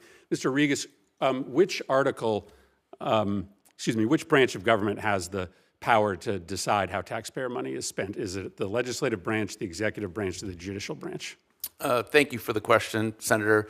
My understanding, I don't need an explanation. Oh, Just which sure. one is it? Well, Congress has the power of the purse. The executive has the power to make sure the laws are faithfully implemented, and the courts arbitrate disputes between those two branches. So if Congress has authorized an agency or a department and has appropriated money with the caveat that the money shall be spent, does the administration have the obligation to spend that money in accordance with how Congress has appropriated the dollars? Senator, I'm not a lawyer, but my understanding is the executive has a role in how those monies are spent. So to the extent that the that seems like a pretty, and I think Republicans and Democrats on this committee should care about the answer to this question. That's a pretty easy one. If Congress has authorized a function, an agency or department, and has appropriated dollars with the word shall, do you believe the executive branch can decide not to spend those dollars? Well, I'm familiar with like mandatory entitlement programs, which has that language, and those are on autopilot. It's not a mandatory. It's not an entitlement program. Congress has established. Let me give you an example. Sure. The National Endowment for Democracy is established by law. We appropriate every year, and we say that the dollars appropriated, in this case $315 million, shall be spent. You're going to oversee spending at the Department of State. Do you believe that the executive branch could choose not to spend dollars that are appropriated by Congress with a shall rather than a may? I don't think so, but I'm not the ultimate arbiter of that question and how the money is spent. You are the arbiter of that question. You're actually being nominated for the job that would decide how those dollars are spent. If I think the question at hand here is how is the money, on what things is the money being spent, not whether it should be spent or not. We decide how that money is spent, and you're supposed to execute it. If we say $315 million is to be spent at the National Endowment for Democracy, do you believe that you have the ability to deny that money to be spent on the functions that Congress appropriates? This is a really important question. I don't think so, but I also think You don't think so. So no. So you don't think so. So yes or no? I think if that's what the law says, then that's what needs to happen. Okay. Thank you, Mr. Chairman. Thank you. Senator Daines. Mr. Chairman, thank you. Thanks for coming before the committee today. Mr. Whitaker, I want to start with some questions for you. We had a great meeting, and I thank you for stopping by my office. We both share, I have a sweetheart from Iowa, my wife's, and also graduated the University of Iowa. So go Hawkeyes here on behalf of my sweet wife. Thank you, sir. So we talked a lot about NATO when you stopped by. You go back to the 2014 NATO Wales Summit Declaration. It's taken most members a decade to meet that 2% of GDP defense spending goal, and that was only after the outbreak of the war in Ukraine. It's now becoming more and more apparent that 2% is not sufficient to meet security demand. Just looking at recent chart that lists NATO allies here, at the top 10 in terms of absolute spending countries in Europe, there were 3 that didn't meet even the 2% goal. Italy, 1.5%, Canada, 1.4%. So that's the one non-European country on this chart, but it's one of the top 10 spenders. And Spain at 1.3%. I think we both agree 2% is not enough. And yet they're not even meeting that in some cases, some of the larger countries in terms of spend for defense. You've stated support for this 5% spending requirement and taking a page out of Ronald Reagan's playbook of peace through strength. What are your thoughts on additional requirements on investment spending to ensure we're going to have modern military capabilities there within NATO? Well, thank you, Senator. I enjoyed the time together as well in your office last week. What I would say to that question is quite simply that our European allies and Canada need to do much more. In the 10 years of underspending up until the outbreak of in 2022 of the war in Ukraine, I think is really a weakness of the alliance, and I think now we're getting a lot of positive words from our NATO allies that they will spend dramatically more, that they finally understand this time. We also have some allies like Poland and some of our allies in the Baltics that have been on message and are spending much more, and so we have to make sure that we don't group everybody in one group and chastise them all, because there's many allies that are doing more, mostly because of their political location on the border of Russia. But at the same time, it's not just a matter of spending money, and we do need dramatic more spending. It is how that money is spent, making sure it goes to modernization, interoperability, to address the hybrid threats in cyber and space. We're seeing sea cables cut in the Baltic Sea. All of these issues NATO is on the forefront, and that alliance is built and should be equipped to address those threats and to be continue to be the most successful alliance ever conceived. And I will be happy to report back to you, Senator, and the committee on what I find as soon as I get over there and hear what our allies are saying, both publicly and, more importantly, privately, but most importantly, what they're actually doing. Mr. Whitaker, thank you. I want to shift gears to Mr. Landau. As you know, Iran's the world's leading sponsor of terror. The Islamic Republic uses revenues from oil exports to fund their network of proxies, as well as their ballistic missile and the nuclear enrichment programs. Due to recent action by the Trump administration and our allies in Israel, Iran is finally on its back foot after 4 years of appeasement from the Biden administration. Well, there's been great progress made in just a short 6 weeks. We can't lose sight of the long-term goal of permanently eradicating Iran's terrorist proxy network. Ambassador Landau, how do you, if confirmed as Deputy Secretary, plan to further degrade the Iranian proxy networks and influence campaigns that are occurring in places like Gaza, Lebanon, Iraq, Yemen, and elsewhere? Thank you for that question, Senator, and thank you again for our great meeting in your office. Just to cut to the chase there, I think the President and Secretary Rubio have articulated a policy of maximum pressure on Iran.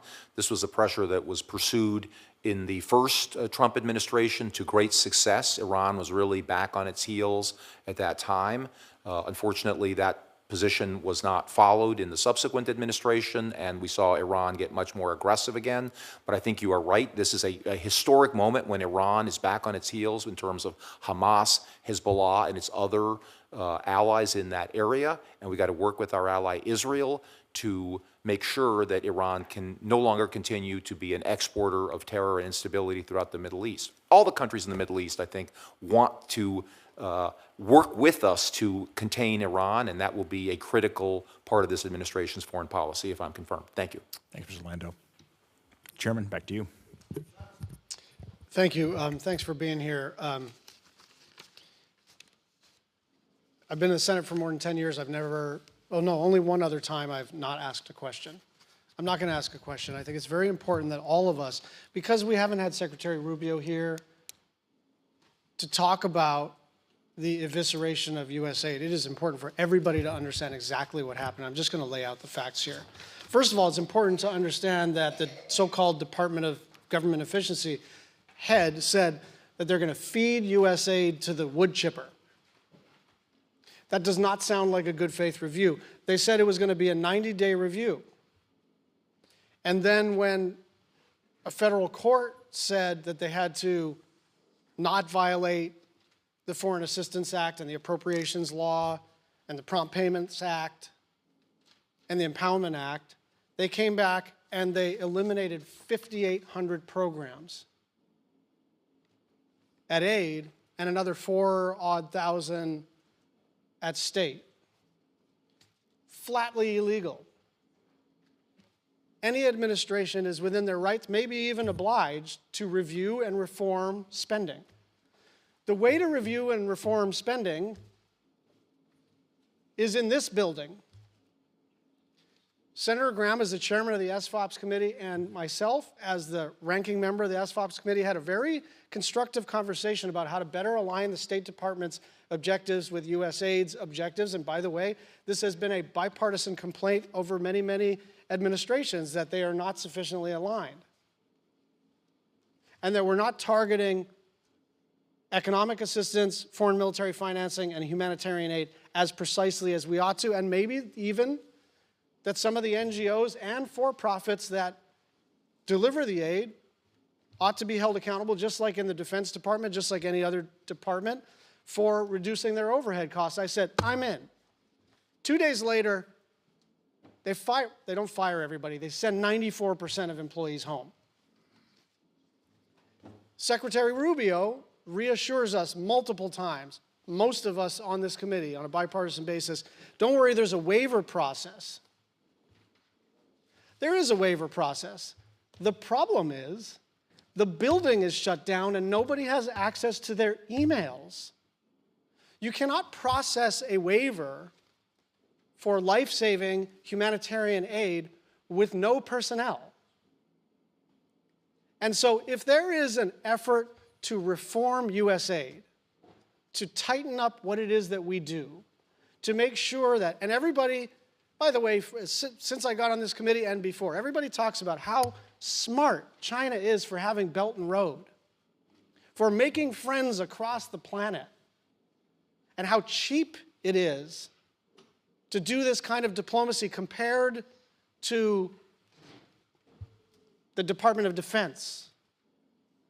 And we admire that, and we ponder it, and we say, we should do our own version of that. That's USAID. It's also parts of the State Department. And so I am all in for a 90-day review. But I just want everybody to understand what is happening now. A, what is happening is illegal. It is violating the Foreign Affairs Reform and Restructuring Act of 1998. It is violating the Impoundment Control Act, and it is violating annual appropriations bills. So first of all, it's illegal. Second of all, according to USAID's own internal memos, this closure will result in up to 18 million additional cases of malaria per year because of the United States' illegal decision to shutter this agency. I can't believe that this has taken on some sort of partisan vibe. Does the United States of America, under any president, support 18 million additional cases of malaria? Is that who we've become? Is that America first? We're going to disagree about a lot in the foreign policy space. But we should not disagree about abiding by the law. We should not disagree that babies, when we can prevent it, should not get HIV/AIDS from their moms. And we should not disagree about a basic premise of foreign policy and the exercise of American might, which is sometimes the smartest thing for us to do is to show up with help. We have been doing this on a bipartisan basis, and we have to get back to that. This idea of a waiver process is fine, except it's not working. This idea of a 90-day review is fine, except in the meantime, we've eviscerated the program.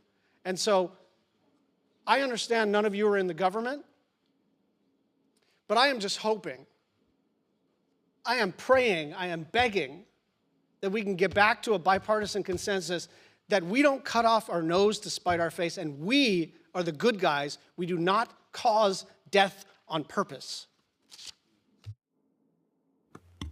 Senator Hagerty. Thank you, Chairman Rigas and Ranking Member Shaheen. I appreciate you holding this meeting for us.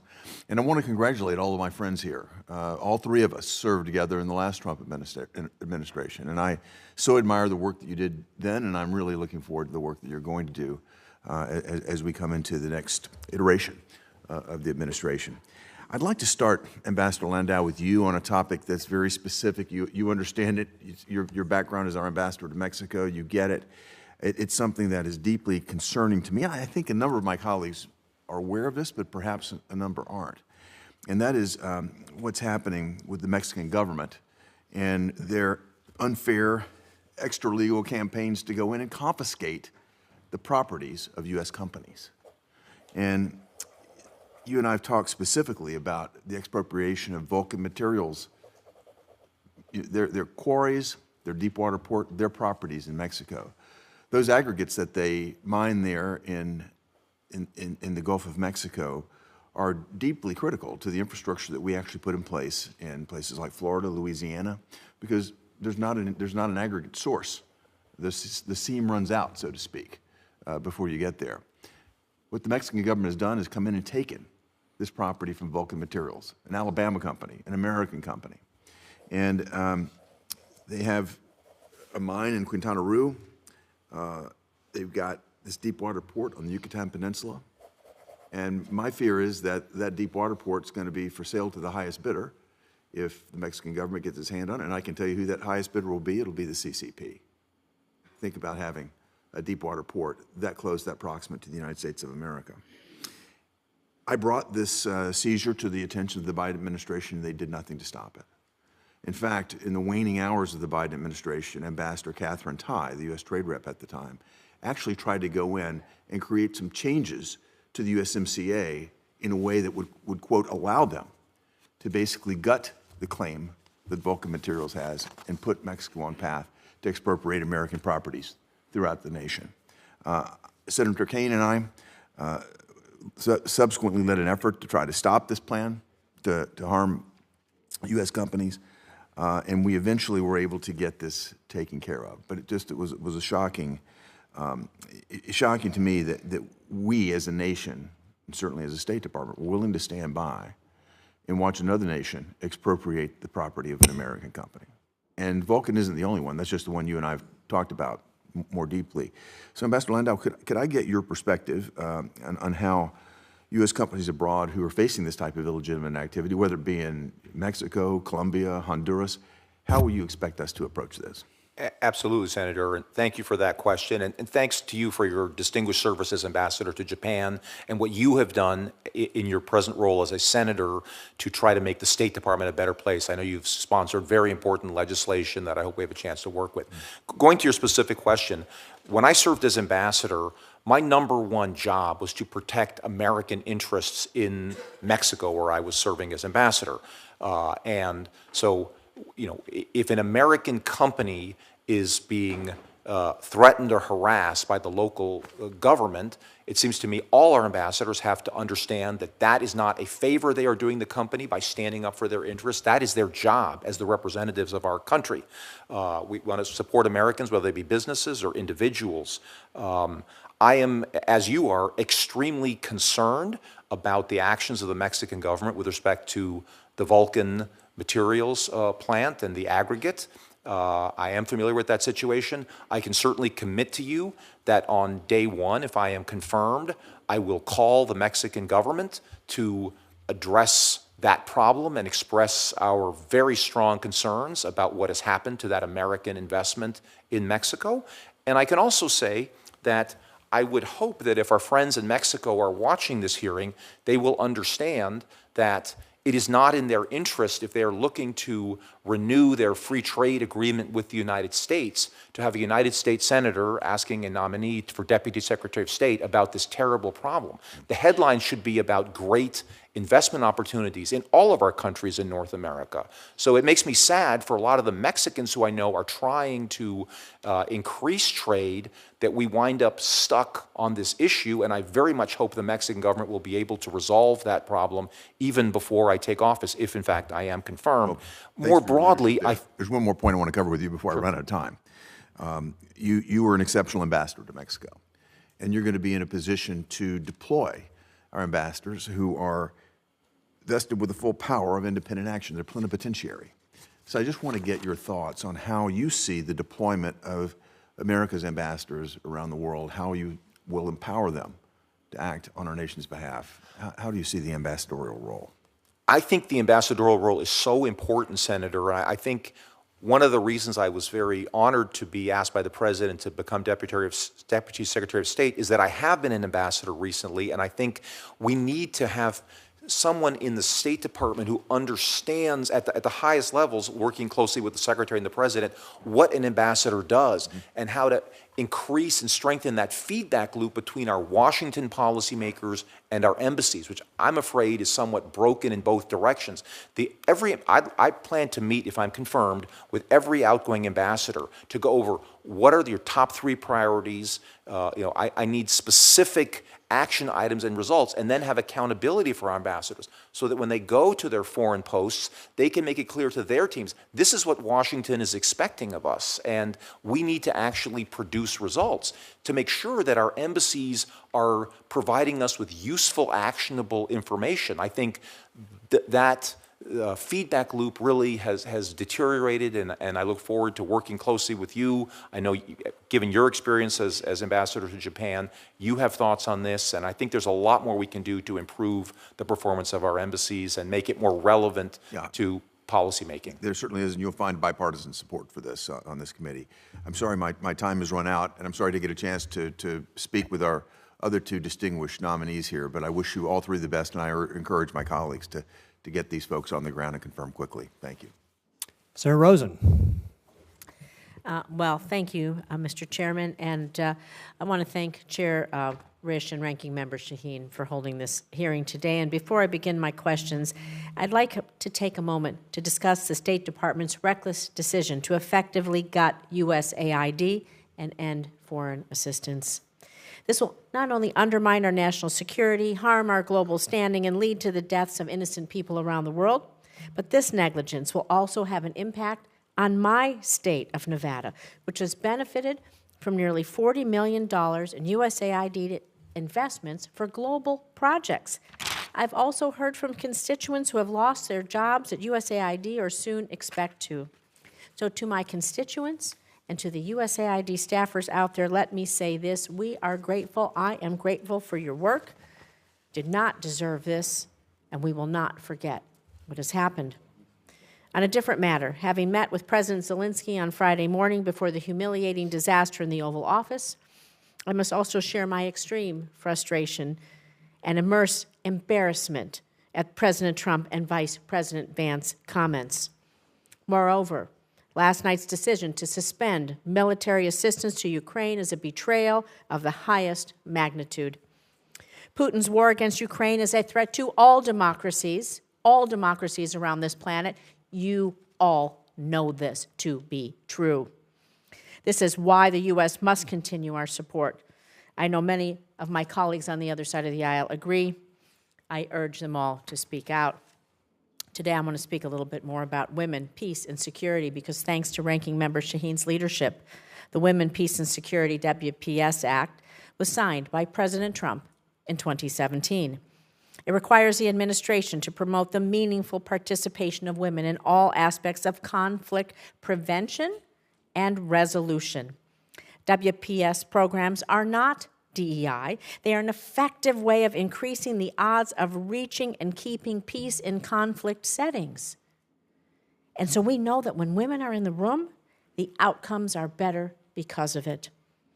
So, Mr. Landau, it's my understanding that many, if not all, WPS programs have been terminated or been paused. You've been an ambassador? So I must ask you, do you believe it benefits U.S. national security to end these types of programs? Do you believe that these actions run contrary to the legal mandate of the WPS of 2017 and that they are going to hurt us? This is the law. And so I'm going to ask you to be brief. I can take your full comments off the record because I have a few other questions. Do you think this is hurting us? Senator, I make two quick points. First, I think that my experience in life has always been that women add a very valuable perspective, and particularly on national security issues, and I'm pleased to see how many women are in the State Department. It is a massive change since my father's days 40 years ago, and I think that is a change for the good. With respect to your question about the law, obviously, you know, if I am confirmed, I will take an oath to support the Constitution and laws of the United States, and that is exactly what I intend to do. Thank you. Mr. Whitaker, I'm going to turn quickly to you because last summer the United States and NATO allies committed to an updated WPS policy, recognizing the importance of women's full, equal, and meaningful participation in national security decision-making. As a permanent representative to NATO, will you commit to upholding the WPS agenda and ensure full implementation of the WPS law? Well, Senator, thank you for the question. I appreciate our time together to talk about this, and this came up in our meeting, as you recall. The practical effect at NATO is for example, designing military equipment for the combatants, for the Ukrainians that are fighting this war, including many females, because of the manpower challenges that Ukraine has had. So certainly NATO has taken this in a practical and implemented it in that regard, and I will continue to work on that goal. Thank you. I'm going to move quickly on to democracy programming in Iran because the Iranian regime terrorizes the people of Iran. Its terrorist processes attack and destabilize countries throughout the region, and we know throughout the world. It's why the U.S. has long supported programs in Iran that help Iranian people uncover corruption, expose terrorism, document human rights atrocities, and achieve internet freedom. These programs are now paused or terminated. It's a surprising move, but unsurprisingly, it's applauded by Iranian state media. So, Mr. Landau, do you think it makes our nation stronger, safer, and more prosperous for the U.S. to abandon Iranians working to expose Iranians' regime of corruption and support for terrorism? Is doing this, is it in our best interest? Senator, I'd like to thank you for your leadership, particularly in that part of the world. I know on Israel and Iran issues, you've been a very strong and consistent voice. And with respect to that particular funding, I'm not familiar with those particular programs. If I am confirmed, I will certainly look into those programs, and I'd like to continue to discuss those with you, again, if I'm confirmed. Well, I would, my last moment before we turn it over, I would say, appreciate your commitment, but anything that the Iranian regime is applauding, that because we're stopped doing something, it's probably a good reason to restore it. Thank you. Senator Van Hollen. Thank you, Mr. Chairman. So we only get 5 minutes, and we have a lot to cover, so I am going to ask if you could keep your responses short. Elon Musk called AID a, quote, criminal enterprise, and he said we should put it through the wood chipper. Mr. Landau, do you agree with Elon Musk? Senator, I agree with the president who insisted or created a 90-day waiver. This is a simple question. Mr. Landau, I am asking you whether or not you agree with Elon Musk, who called AID a criminal enterprise and said we should put it through the wood chipper. Yes or no? This is a pretty simple question. Senator, I think USAID provides some valuable services to our country, as it has. We have to separate. Mr. Landau, do you know that the first claim that Elon Musk made about AID programs was a big lie? Did you see his claim that AID spent $50 million, the U.S. government spent $50 million on condoms in Gaza? Did you see that claim? So, I'm not familiar with that particular. That was the first, the new press person at the White House, that was the first piece of evidence she put out there about misspending the U.S. government. That was a lie, wasn't it? Senator, I respect your focus. Mr. Landau, I'm asking, this is my time to ask questions. If you don't want to answer them, you don't have to. But let me ask you this, pretty straightforward question. Do you think that Putin and Russia were the aggressors in Ukraine? Senator, at this point, there are peace negotiations taking place across the world. Okay, Mr. Landau, this is a yes or no. Were they the aggressor or were they not the aggressor? Senator, Ukraine invaded. Mr. Landau, let me try with Russia Whitaker. invaded Ukraine. Mr. Whitaker is going to be, if confirmed, our ambassador to NATO. Mr. Whitaker, was Russia and Putin, were they the aggressors in the war on Ukraine? Thank you, Senator. A couple quick thoughts on this. First of all, today I'm not here to assign labels, but I would say that J.D. Vance on Friday said that Russia invaded Ukraine. Okay, so you don't know if they're the aggressor because were you surprised, for example, that the United States sided with North Korea and Russia against Ukraine and our NATO allies at the UN and the president? Were you surprised at all? Yeah, Senator, I think everything needs to be put in the context as Ambassador Landau was trying to. Okay. It is all a part of the negotiation for peace. Okay, well, I think it's pretty clear to anybody with eyes to see that Russia and Putin were the aggressors in Ukraine. And it's very troubling that we can't get a straight yes or no answer here. Mr. Rigas, I heard your testimony. We all agree that we should get rid of any waste, fraud, and abuse. I would submit that if you're interested in getting rid of waste, fraud, and abuse in the U.S. government, you don't start by firing all the inspector generals whose job it is to be on the lookout for waste, fraud, and abuse. But we agree that we want people who can perform well in their jobs, right? Okay, I'm glad we can agree on that. And you would agree that it would be wrong to terminate somebody claiming that they were a poor performer when they were not. Would you agree with that? Yes. Okay. Are you aware of the fact that many of these probationary employees that are being fired, the notices they're getting claim poor performance, but in fact, they've had very glowing recent performance reviews. Are you aware of that fact? I've read accounts of that in the media, sir. Right. So but you would agree that it's a bad idea to claim someone's a poor performer when they're not? I think so, yeah. So let me ask you about Schedule F. You're familiar with Schedule F? Yes. Okay. So I'm worried about Schedule F being implemented at the State Department because, as you know, we currently have a system where, presidents, of course, are entitled to lots of, political positions. There are hundreds of them.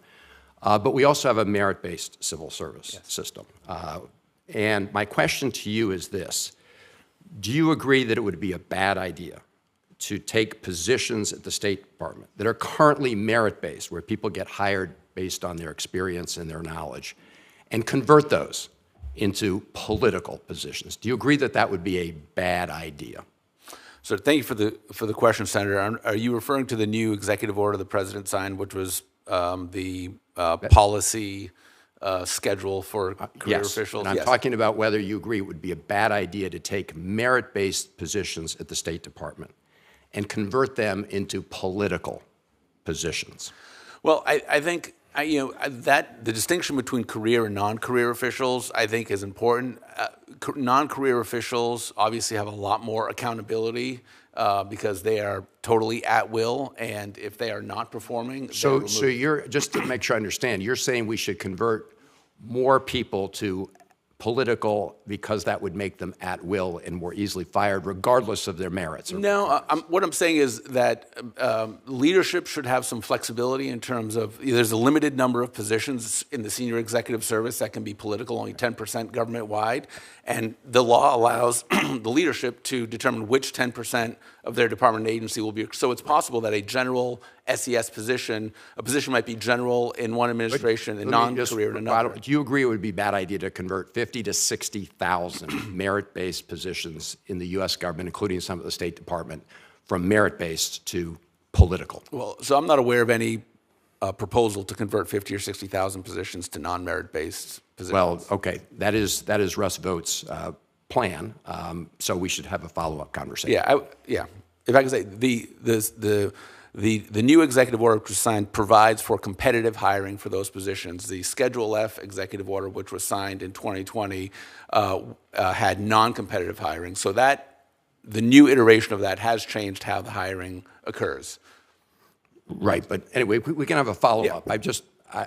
I hope our colleagues will agree that, of course, presidents are entitled to lots of political positions. Yeah. I mean, all of you are nominated. I understand that.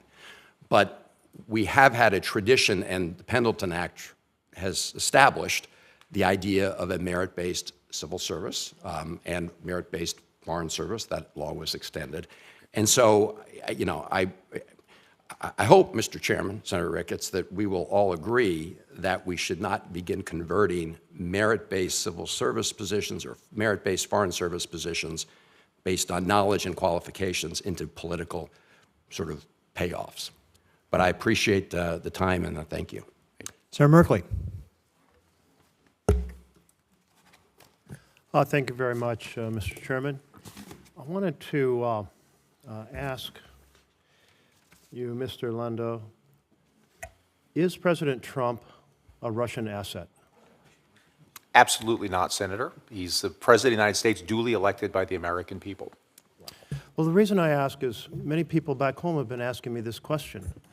And they say, if he was an asset, we would see exactly what he's doing now.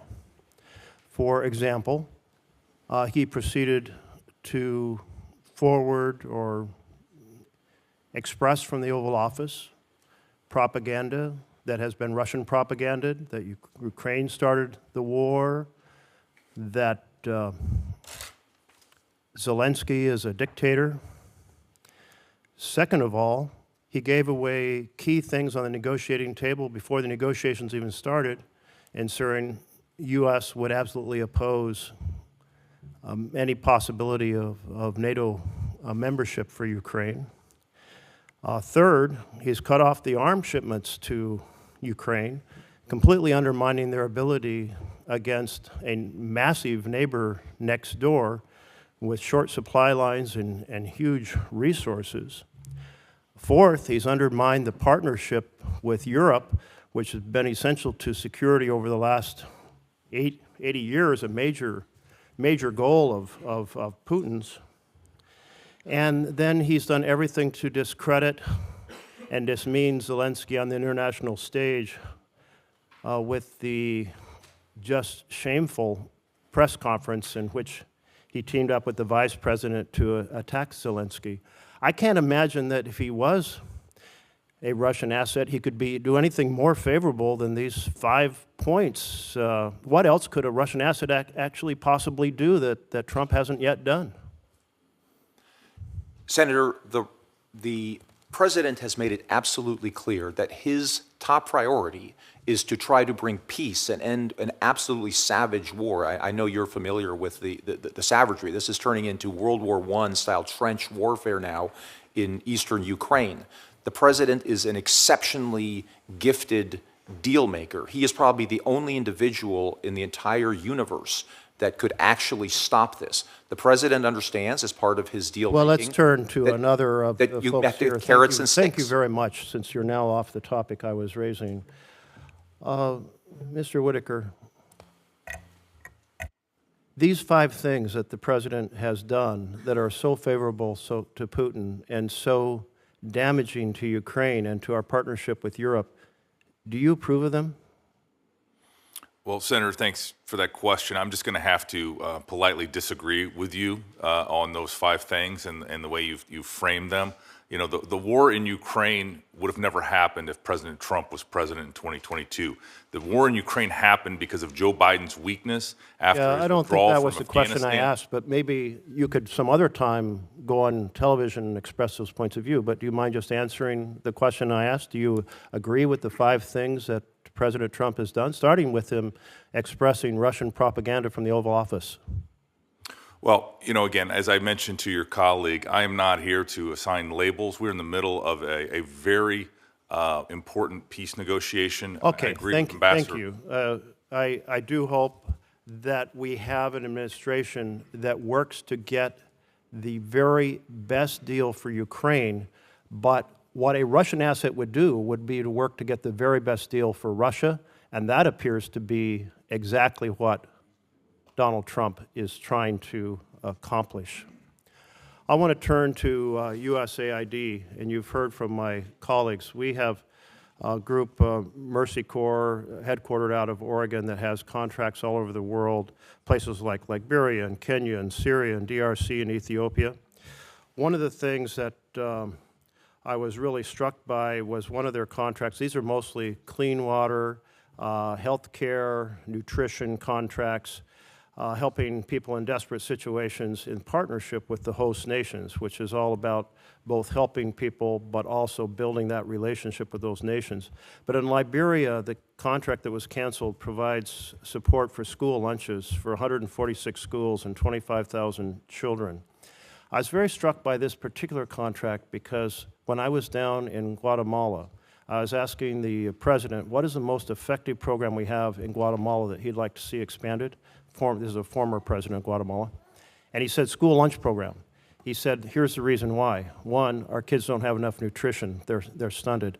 Second of all, the prospect of getting lunches at school gets them to school, and education is essential.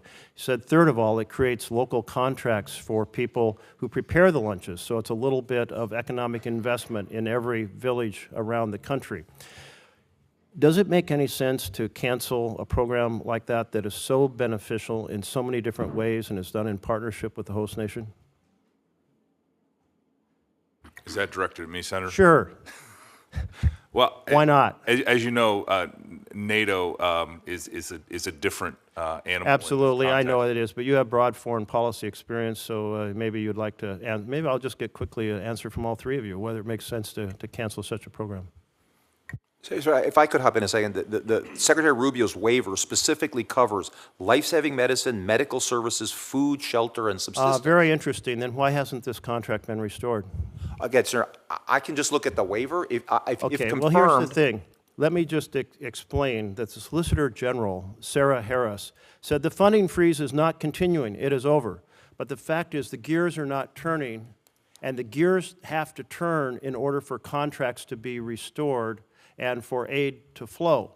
And so we're talking about diseases overseas. We don't want people getting on planes with those diseases and bringing those, well, the fancy term, but Ebola-type style of diseases here to the United States, et cetera.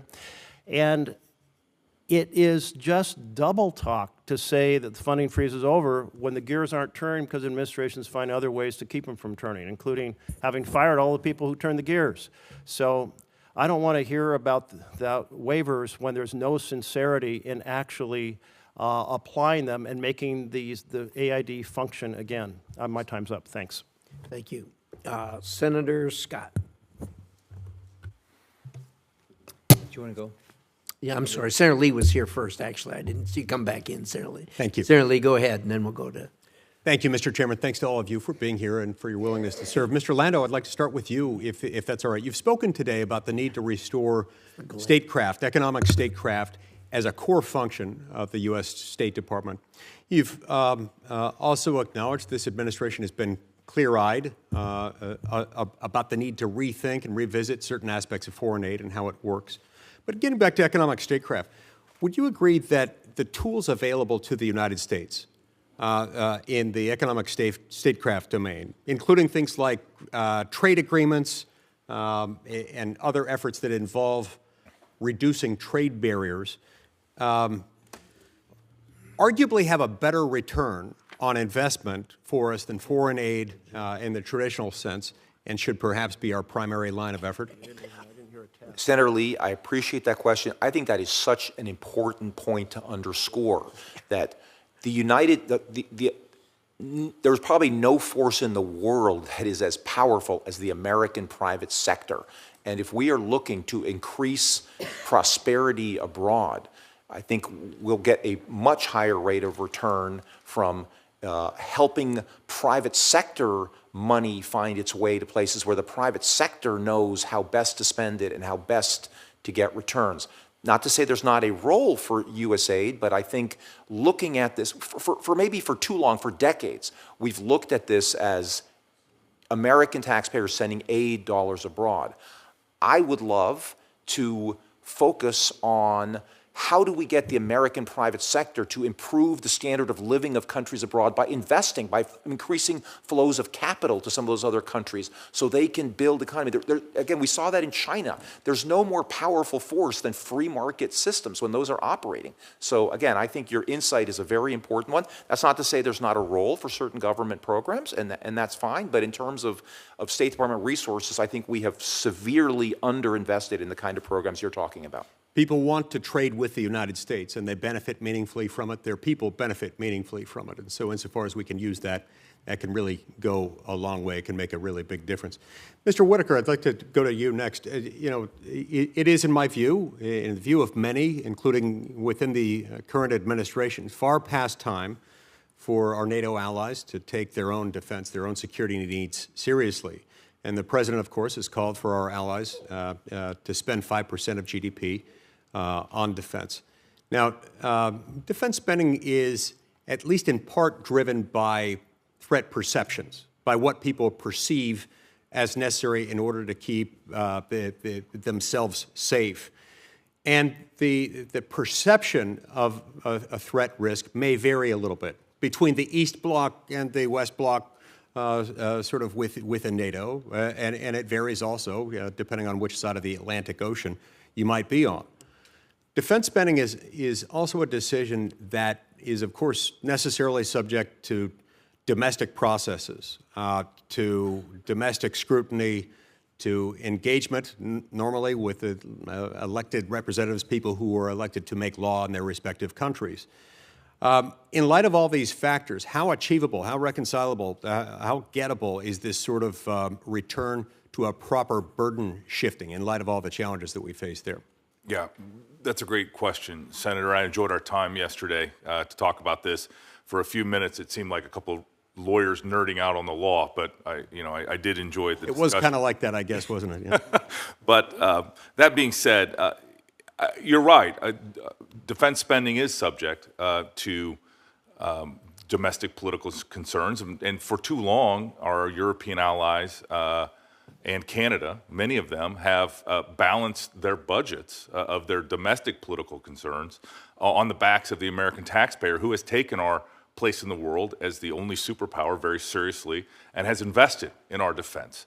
And obviously, if confirmed, when I get over there, I look forward to the conversation with all of the members on this committee about whether or not our NATO allies are really committed to the alliance. They say they are. They say, but again, these politicians just providing empty promises, or are they actually stepping up, understanding that the world is dangerous and the U.S. is their best ally in a dangerous world? Right, and that the U.S. is their best ally, albeit an ally that they're ready to cast aside the minute they decide to hold side meetings that don't include us when they're upset with us. But regardless, we have been bearing a disproportionate share of their security umbrella for a very long time. It's been good for them insofar as their objective has been an inexorable march toward Western European-style socialism, but that doesn't necessarily make it fair to the United States of America or her taxpayers. Thank you. Thank you, Senator Lee. And Mr. Whitaker, let me say that if you're going to have a conversation to nerd out on the law, you couldn't find a better or more willing partner than Senator Lee. He is outstanding in that regard. I agree with you, Mr. Chairman. Senator Kane. Thank you. Simple question for each of you. Who instigated the current war in Gaza? I would say Hamas did by... Mr. Rigas? I would agree with my colleague. Mr. Whitaker? Yeah, October 7th was an invasion by Hamas. So you didn't have any problem saying who instigated the war in Gaza, but none of you would be candid about who instigated the war in Ukraine. And what you said is the reason, and I'm going to be fair to Mr. Rigas, I didn't hear you be equivocal about that. I heard Mr. Whitaker and Mr. Landau. What you said is there's sensitive and delicate negotiations going on right now, and I'm not here to label. There's a sensitive and delicate negotiation going on between Israel, Gaza, and other parties right now about extending a ceasefire, and it's really important to Israel, and it's really important to hostage families, and it's really important to Palestinians. It's really important in the Red Sea because the Houthis have stopped firing into the Red Sea during the ceasefire, and if we extend it, we have reason to believe that the Houthis will continue to not fire at U.S. ships. So I'm noticing this. Senator Shaheen and I were just at a hearing with the Deputy Secretary of Defense, Mr. Bridge Colby, and he said the same thing. He was asked who is responsible for the war in Ukraine, who instigated it. Well, there's a sensitive, delicate negotiation. I don't really want to opine about who instigated it. So I asked him who instigated the war in Gaza, and he said it was Hamas. We got to be willing to tell the truth. And I know answering the question truthfully might make a superior uncomfortable, but Americans deserve the truth. And if we're voting to confirm people for really critical positions, and you've all served in important positions, and you're all nominated for really important positions, we've got to have a sense that you're going to be truthful. And that the truthful nature of your comments may or may not be listened to, your advice may or may not be followed, but what you owe to your commander-in-chief, what you owe to the country, what you owe to the oath you take, is to be truthful. And I just can't help but notice it was so easy to answer the question about who instigated the war in Gaza, and so difficult for just folks to be plain and answer the question about who instigated the war in Ukraine. Mr. Rigas, I have a question for you about Schedule F, and my colleague, Senator Van Hollen, has already mentioned it. And Schedule F was the first Trump term proposal. It's now Schedule PC, and you indicated there's some similarities, there's some differences. You were part of both OPM and the OMB during the first Trump term, and the guidance in that agency suggested there was a desire to reclassify 80% of employees in those agencies from traditional political service to Schedule F. Do you have a sense of what the likely percentage reclassification would be at the Department of State under Trump administration term 2? Thank you for the question, Senator. And again, I enjoyed our meeting. I think you were the first senator I met with in this process, so I got off to a great start there. I don't know that I can put a number on that. I can tell you how I went about the process at OPM. At the time, I was actually the acting director of the Office of Personnel Management. Please do. So I had to implement the President's executive order on Schedule F.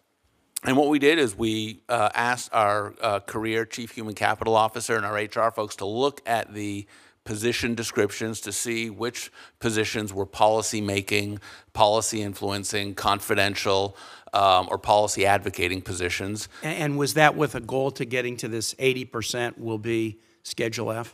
No, that was my understanding. The 80% number, I'm not sure where that comes from, but I know, I think you may be referring to what happened at OMB, where OMB Director Vogt at the time did a similar analysis and came up with that number. Was there a target number at OPM? There was not. We just asked them to look at the position descriptions and let those speak for themselves. How does Schedule PC differ from Schedule F? Schedule PC, to my understanding, I think the major difference is that it provides for a competitive hiring process. But folks can still be fired and not really have recourse to challenge a termination. Yes, they would be. And that's pretty important. Right now, I'll just say this and conclude. We see the administration firing probationary employees because probationary employees don't have the same access to challenge it. Right.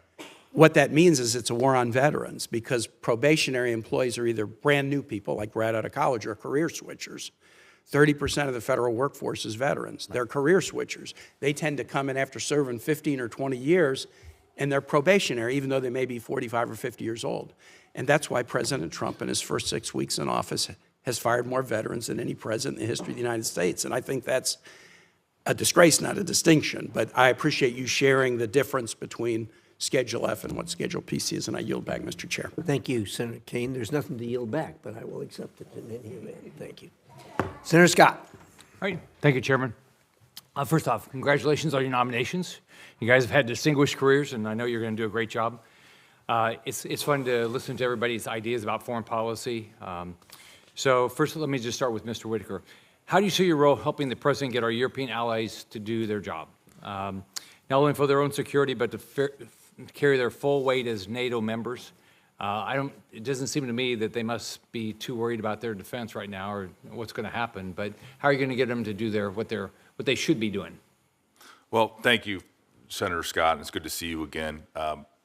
First, obviously, being there day to day in Brussels at NATO headquarters, interacting with our 31 other NATO allies, I think is the most important thing. To have somebody like myself, that has been with President Trump since the last administration, I think is going to send a very clear message from the President that it is time to step up and not just pay lip service to it. I think it also is important to drive the issues that I mentioned earlier: interoperability, a modernization of our warfighting effort at NATO with our allies, and at the same time addressing the hybrid threats that we're seeing in space and cyber and in the seas with cable cutting and the like. So I think there's a lot of things, but the primary thing is if confirmed, getting there and impressing upon our allies how serious this moment in world history is. When I first came up here in 2019, I went to the Munich Security Conference and met with the German delegation, and they basically told us to go jump in the lake. They weren't going to increase their funding, and so how are you going to change that attitude? What's going to change? I mean, why? Let me put it. Why would they change? I mean, we've been sitting here, been their umbrella forever. What's going to make them change?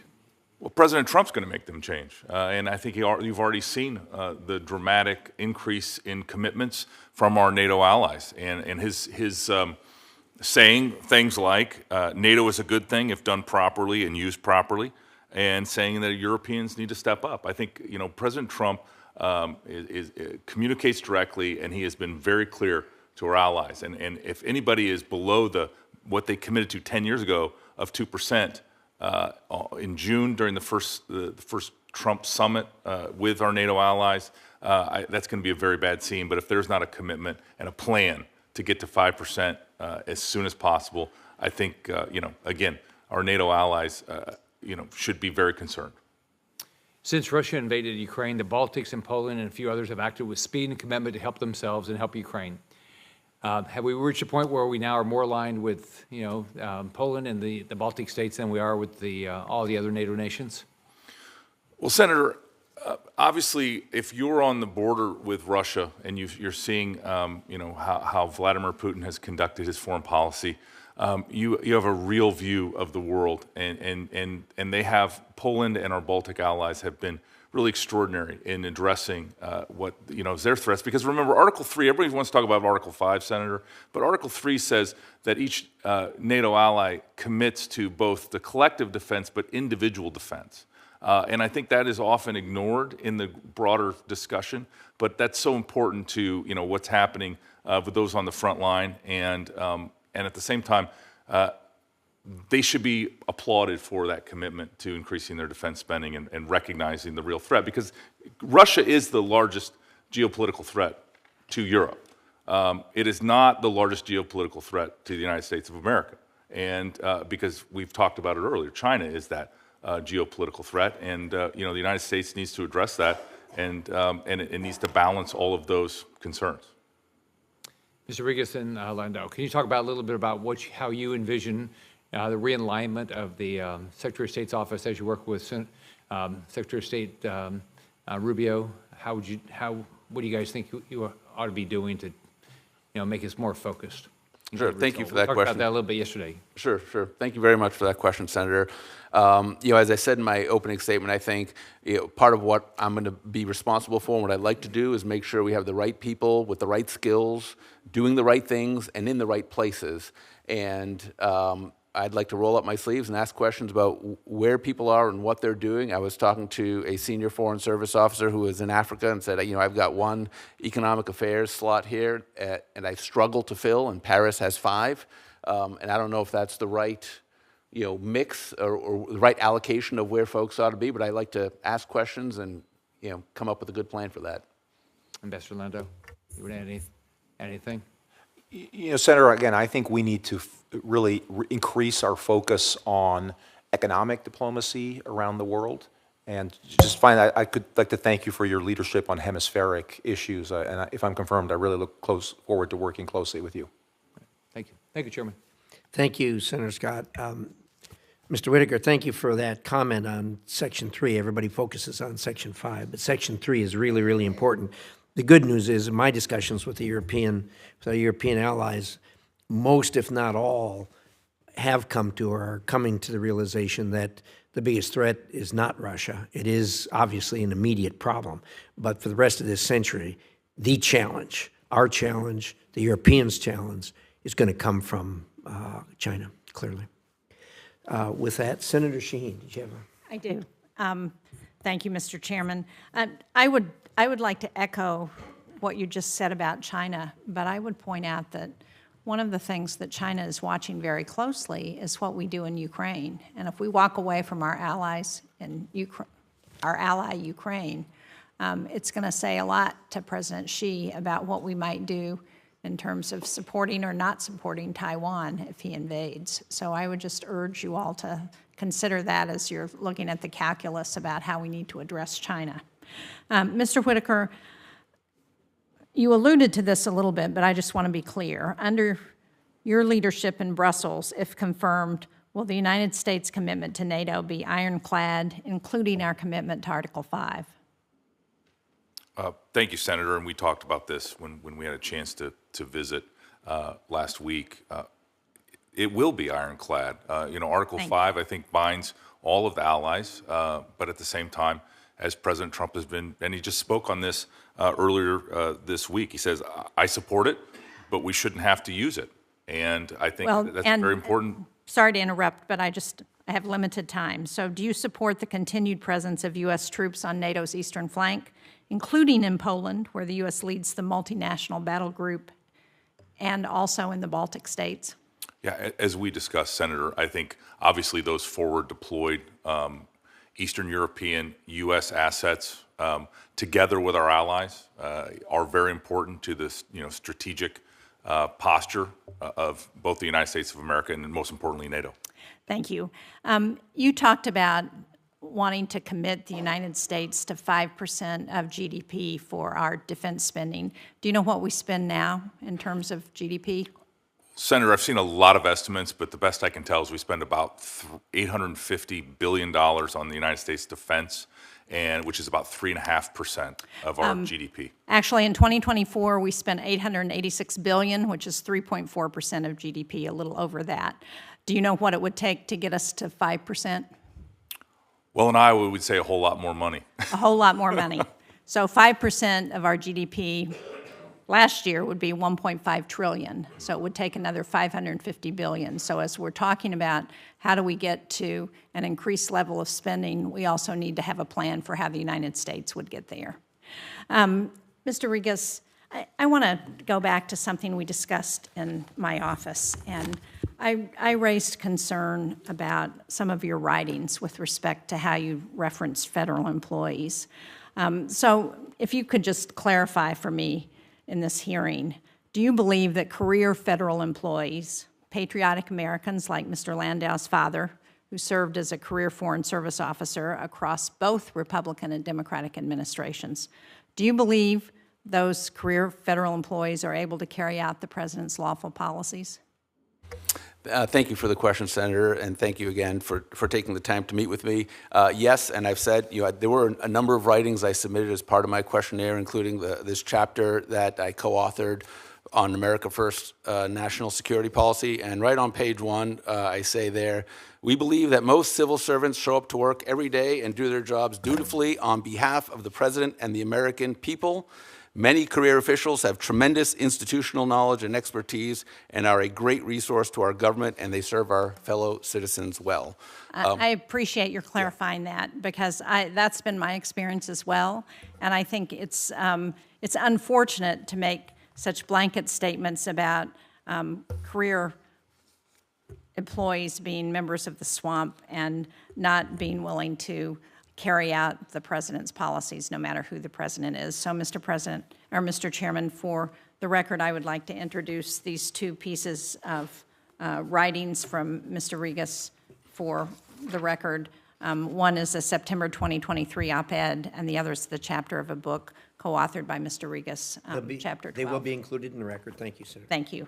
Mr. Landau, the National Endowment for Democracy is an organization whose concept was conceived by President Reagan, but it's been starved for funds by this administration, despite a line item for its appropriation and a statutory mandate that NED, the acronym for the National Endowment for Democracy, receive a grant annually from the State Department.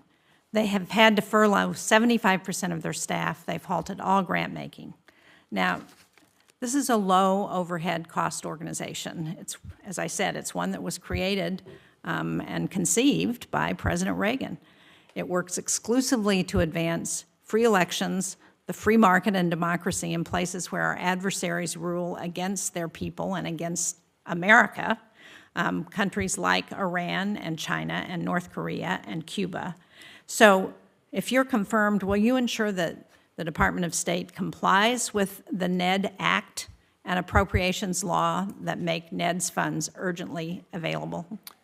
Yes, Senator, I believe with all my soul and every fiber of my body in the rule of law, that if a law is constitutional, that it's our job, if I'm confirmed to be part of the executive branch, to comply with that law. And so if, in fact, the statutory, there are mandatory statutory items, then, I will certainly, do my best to make sure, or my job will be to follow the law. That is what I do. If I'm part of the executive branch, you all make the laws, and it's our job, for those of us who might be in the executive branch, to execute the laws, assuming the law is constitutional. So I can give you that commitment. Thank you very much. Thank you, Mr. Chairman. Senator Duckworth. Mr. Chairman, thank you. And I echo the ranking member's call to bring Secretary Rubio before this committee. Every one of us should have the chance to go over the list of USAID programs with Secretary Rubio. I am extremely concerned about the upheaval and devastation being wrought by this administration's disastrous and systemic dismantling of foreign policy and foreign assistance apparatus. And I'm further concerned by the long-term impacts, not least of all to the lives and livelihoods of those around the world, but also the trust and commitments that this administration has broken that cannot be repaired so easily, even if the folks in charge did an about-face today. Last year, then DepSec of State Kurt Campbell met with this committee and emphasized the strategy of invest, align, compete in response to the PRC's growing geopolitical influence in the Indo-Pacific.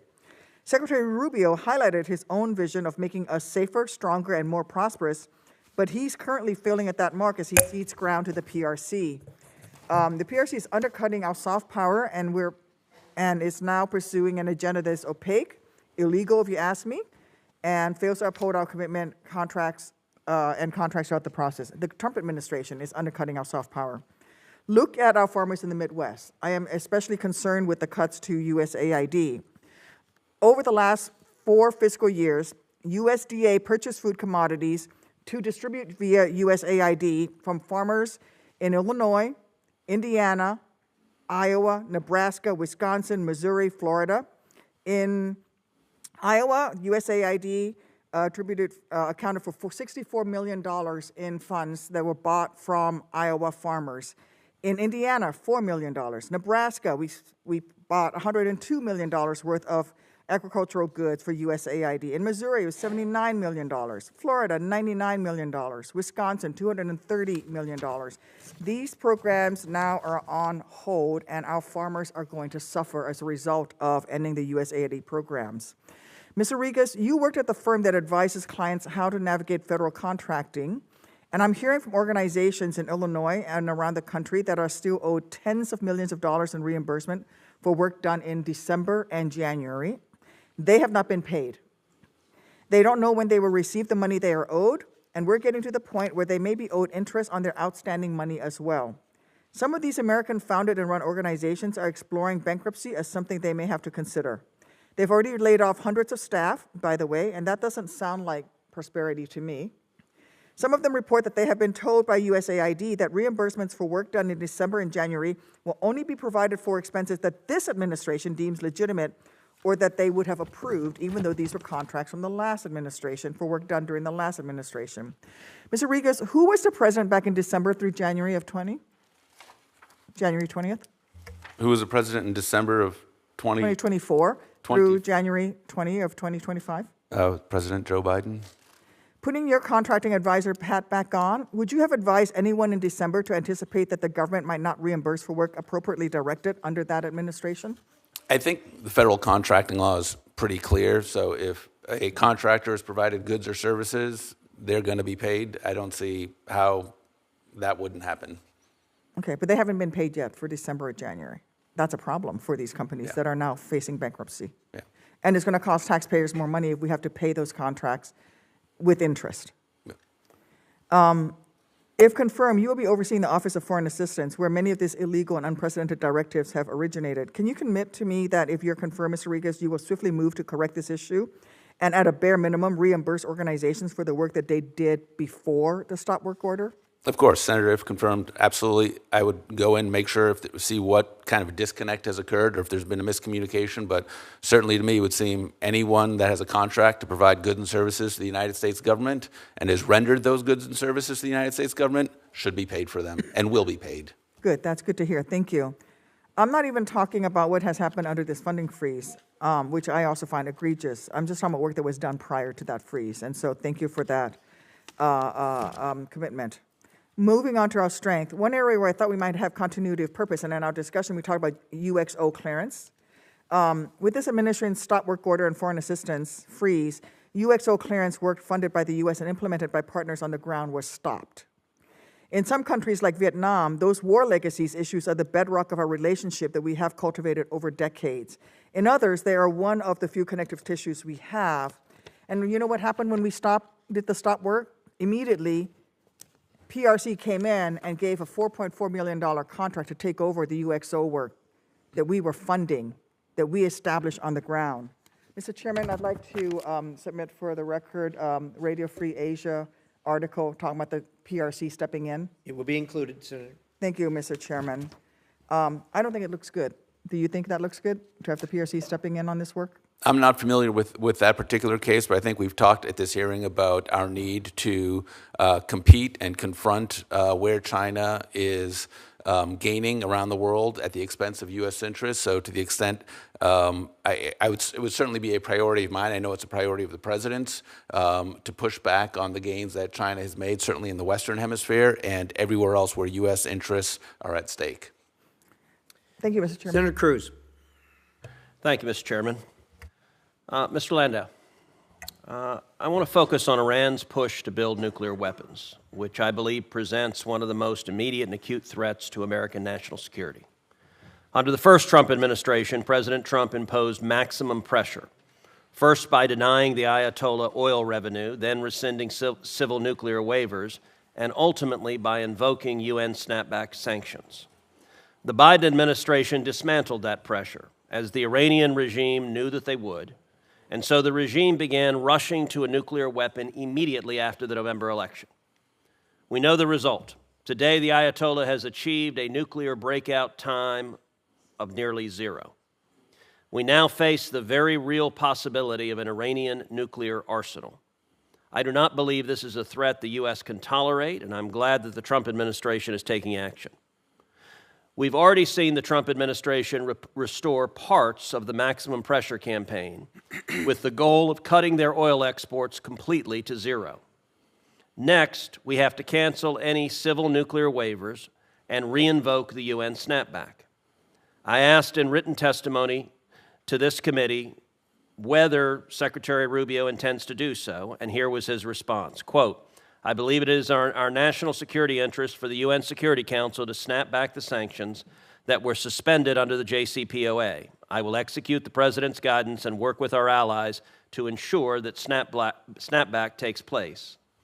I also asked incoming Ambassador to the United Nations, Stefanik, about the issue, and she said she will work with the White House and Secretary Rubio to develop a strategy to do exactly that. Both said an Iranian nuclear weapon poses an acute national security threat to the United States.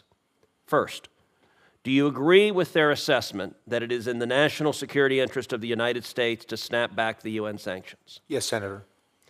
Talk about how you would work to support our UN mission, the State Department, and the administration, and in particular to invoke the UN snapback mechanism, either unilaterally or working with allies. Senator, let me just take a step back and reiterate, I'm so glad that you bring up this really important issue of Iran's nuclear capabilities, because I think there are few more acute threats in the world today, and I think the President has made it clear on numerous occasions that he shares the view that you just articulated, that it is completely unacceptable to U.S. national security to have, for Iran to be a nuclear-armed power in this world. Certainly the State Department will do everything we can, as Senator Rubio and Representative Stefanik have indicated to you, to work with other countries around the world to make sure that they're not just U.S. sanctions on Iran, but that if an alliance means something, it's got to mean something that when we say something is an existential threat to the world, that our allies would agree with us and would act in conjunction. You can't just be allies for the things that the allies might care about. I mean, there are broader implications of things that we care about. And I think we should generally make it clear to our allies that if you want to be our allies, let's try to identify and work together on issues that we all care about in different parts of the world. And so Iran is certainly one of those. Terrific. Mr. Whitaker, we've heard a lot of histrionics recently about President Trump's policies towards Europe and Ukraine. First, obviously and candidly, I've heard from colleagues on both sides of the aisle, the meeting between President Trump and Ukrainian President Zelensky was an inexplicable catastrophe. What we witnessed was an outburst that was completely out of line, delusional, and frankly, deeply disrespectful to the President of the United States. In my view, President Zelensky's behavior in that meeting will go down in history as the most disastrous Oval Office encounter ever. Zelensky's behavior was the exact opposite of what he should have been doing. The United States has provided Ukraine with hundreds of billions of dollars to support its fight against Russia, and yet his attitude was arrogant, and his actions didn't just harm Ukraine, they also harmed America. In fact, President Zelensky played right into Putin's hands by setting back efforts to end the war quickly. Any outcome that benefits Russia does not benefit America. The war must end, I believe, with a clear and unmistakable loss for Russia. After the war ends, the next question is going to be what Europe does with energy. And as you and I discussed, energy was a major cause of the war, with Joe Biden waiving sanctions on Nord Stream 2, which was the precipitating cause of the war. Two-part question. Number one, what is your understanding of why the war started? And number two, how should the issue of European energy security be handled, and should Europe get its energy from Russia or from America? Yeah, well, thank you, Senator. I enjoyed our conversation. We've known each other for a long time, and it was good to not only catch up, but talk about these important issues that face our European allies and the NATO alliance that we're a part of.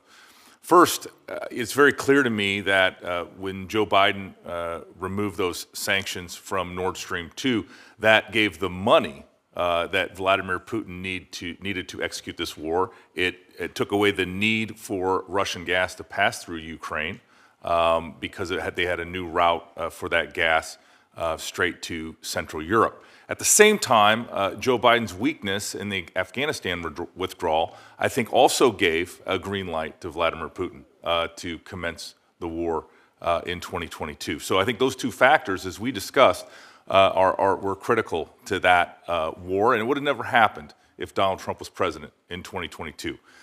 There is no doubt to me that one of the reasons for the NATO alliance, it is, again, as I mentioned earlier, the most successful alliance in the history of the world.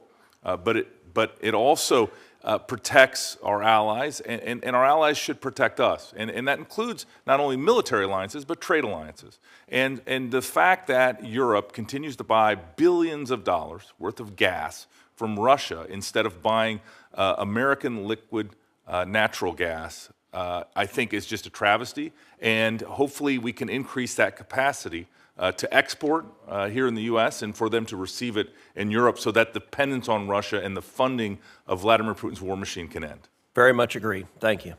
Thank you, Senator. For the record, your comments are well taken on Europe attempting to replace that, and there's a lot of efforts going on their part to do it. Frankly, a lot of us are amazed that they were able to do as much as they have in such short order, but they continue to work on it, so good for that. Senator Coons. Thank you, Mr. Chairman, and thank you again to our three colleagues. I checked with my office, and you may have requested meetings with me. I apologize if my schedule didn't permit me to meet with you before this hearing. I would welcome a chance to meet after this, because I think the odds you will be confirmed are high, and you will play central roles in our State Department and in our engagement with our critical NATO partners in Europe. Mr. Landau, as I said before, or Ambassador Landau, forgive me, your decades of engagement with the Foreign Service, your previous service as an ambassador to Mexico, I think recommends you for this role. And if I heard you correctly in your opening testimony, you suggested that mass migration globally is one of the great challenges to stability, peace, security around the world. Help me understand, in your view, are programs that counter human trafficking, programs that help families sustain themselves with productive agriculture and help reduce the pressures for migration, are those programs beneficial? I think as a general matter, Senator, yes, they can be beneficial. I think you'd have to look program by program. I don't think you can paint with too broad a brush. And I think certainly we have been putting a lot of money into countries like Honduras for as long as I can remember, my whole life, and I'm not sure that we've seen the kind of results you would expect. So I think theoretically, yes, and I think we should certainly explore, are there programs that we can promote that are actually effective programs to limit migration? So, Ambassador, I'll tell you that in my view, having visited a number of programs that were sponsored through the U.S. State Department and through USAID that were designed to help young people resist predation by human traffickers, reduce their temptation to join gangs, help support rural agriculture in countries like Guatemala, Mexico, Costa Rica, Colombia, were largely effective in reducing the inclination to go hundreds, if not thousands of miles and present at our southern border. I think they're wise investments, and I think it's unwise that they've been abruptly cut off. I hope we can work together on finding ways to identify and restore funding to those programs that reduce mass migration and those programs that effectively counter China and Chinese and Russian disinformation. Are you familiar with IRI and NDI? Yes, the International Republican Institute, the National Democratic Institute, launched by President Reagan for decades, deserving of bipartisan support, critical for sustaining, for example, a NATO ally, Romania, Moldova, not yet a member of either the EU or NATO, that are facing upcoming elections. The IRI and NDI for decades have helped counter disinformation by Russia and China and helped facilitate the movement towards being democracies by former Soviet states. Do you have any sense whether it's a good idea or a bad idea to completely shut down IRI and NDI? Senator, I think it's something that we should certainly look very closely at, and if I am confirmed, I would be more than happy to work with you to talk about specific efforts there. Let's look at the funding streams, what they're doing, and again, I think I can certainly commit to working with you on that. Well, I'd appreciate the opportunity. My experience over the last few weeks, and I served with Senator Rubio and voted for Secretary Rubio, has been that on the one hand, we're told there's a long review going on, there's waivers being given, but Senator Sullivan is the board chair of IRI, a Republican, Marine veteran, a big believer in IRI. They are laying people off. We don't have time for a long discussion. We need to act to restore funding and functionality to a wide range of long demonstrated bipartisan programs, from PEPFAR to counter trafficking to counter migration to programs that counter Russian and Chinese disinformation. Last, Mr. Rigas, if I might, is it your understanding that the workforce at state should brace for DOGE-style cuts that will lead to thousands of members of the civil service being fired abruptly, without cause, and without warning? Thank you for the question, Senator. I have no insight into any plans of that nature, and to the extent my understanding is, at least from reading media reports, is probationary employees that have been let go or put on leave. I believe that's already happened. One of those probationary employees just joined my office, a talented and capable young person who left a great job in Rome to come back to the United States to take a job at the State Department working in international religious freedom, was abruptly fired without cause. And I'll say for a young generation of potential career Foreign Service and Civil Service officers, I think we are causing real harm. We've long benefited from new generations of folks joining the diplomatic service, the civil service, and I think we're making a huge mistake. I think we need to look carefully at the alignment of the State Department, at whether the funds are being spent wisely, the posts and missions make sense, but to do it in the same way that the chainsaw was just taken to USAID would be a tragic mistake. We should not be shutting down missions, laying off individuals by the thousands, and canceling programs all over the world. You should not let what just happened to AID happen to the State Department. I think it would be a critical strategic mistake. Thank you, Mr. Thank you, Senator Coons. Thank you to our panel. Strong showing today. You guys have done well. Look forward to moving the administration forward after we get you confirmed as soon as we possibly can. I'm going to add the letters of support for each of the members to this record. For the information of the members of the committee, the record will remain open until close of business tomorrow, Wednesday, March 5th, including for members to submit questions for the record. I'd ask you to answer those questions as rapidly as you can. With that, the hearing is adjourned.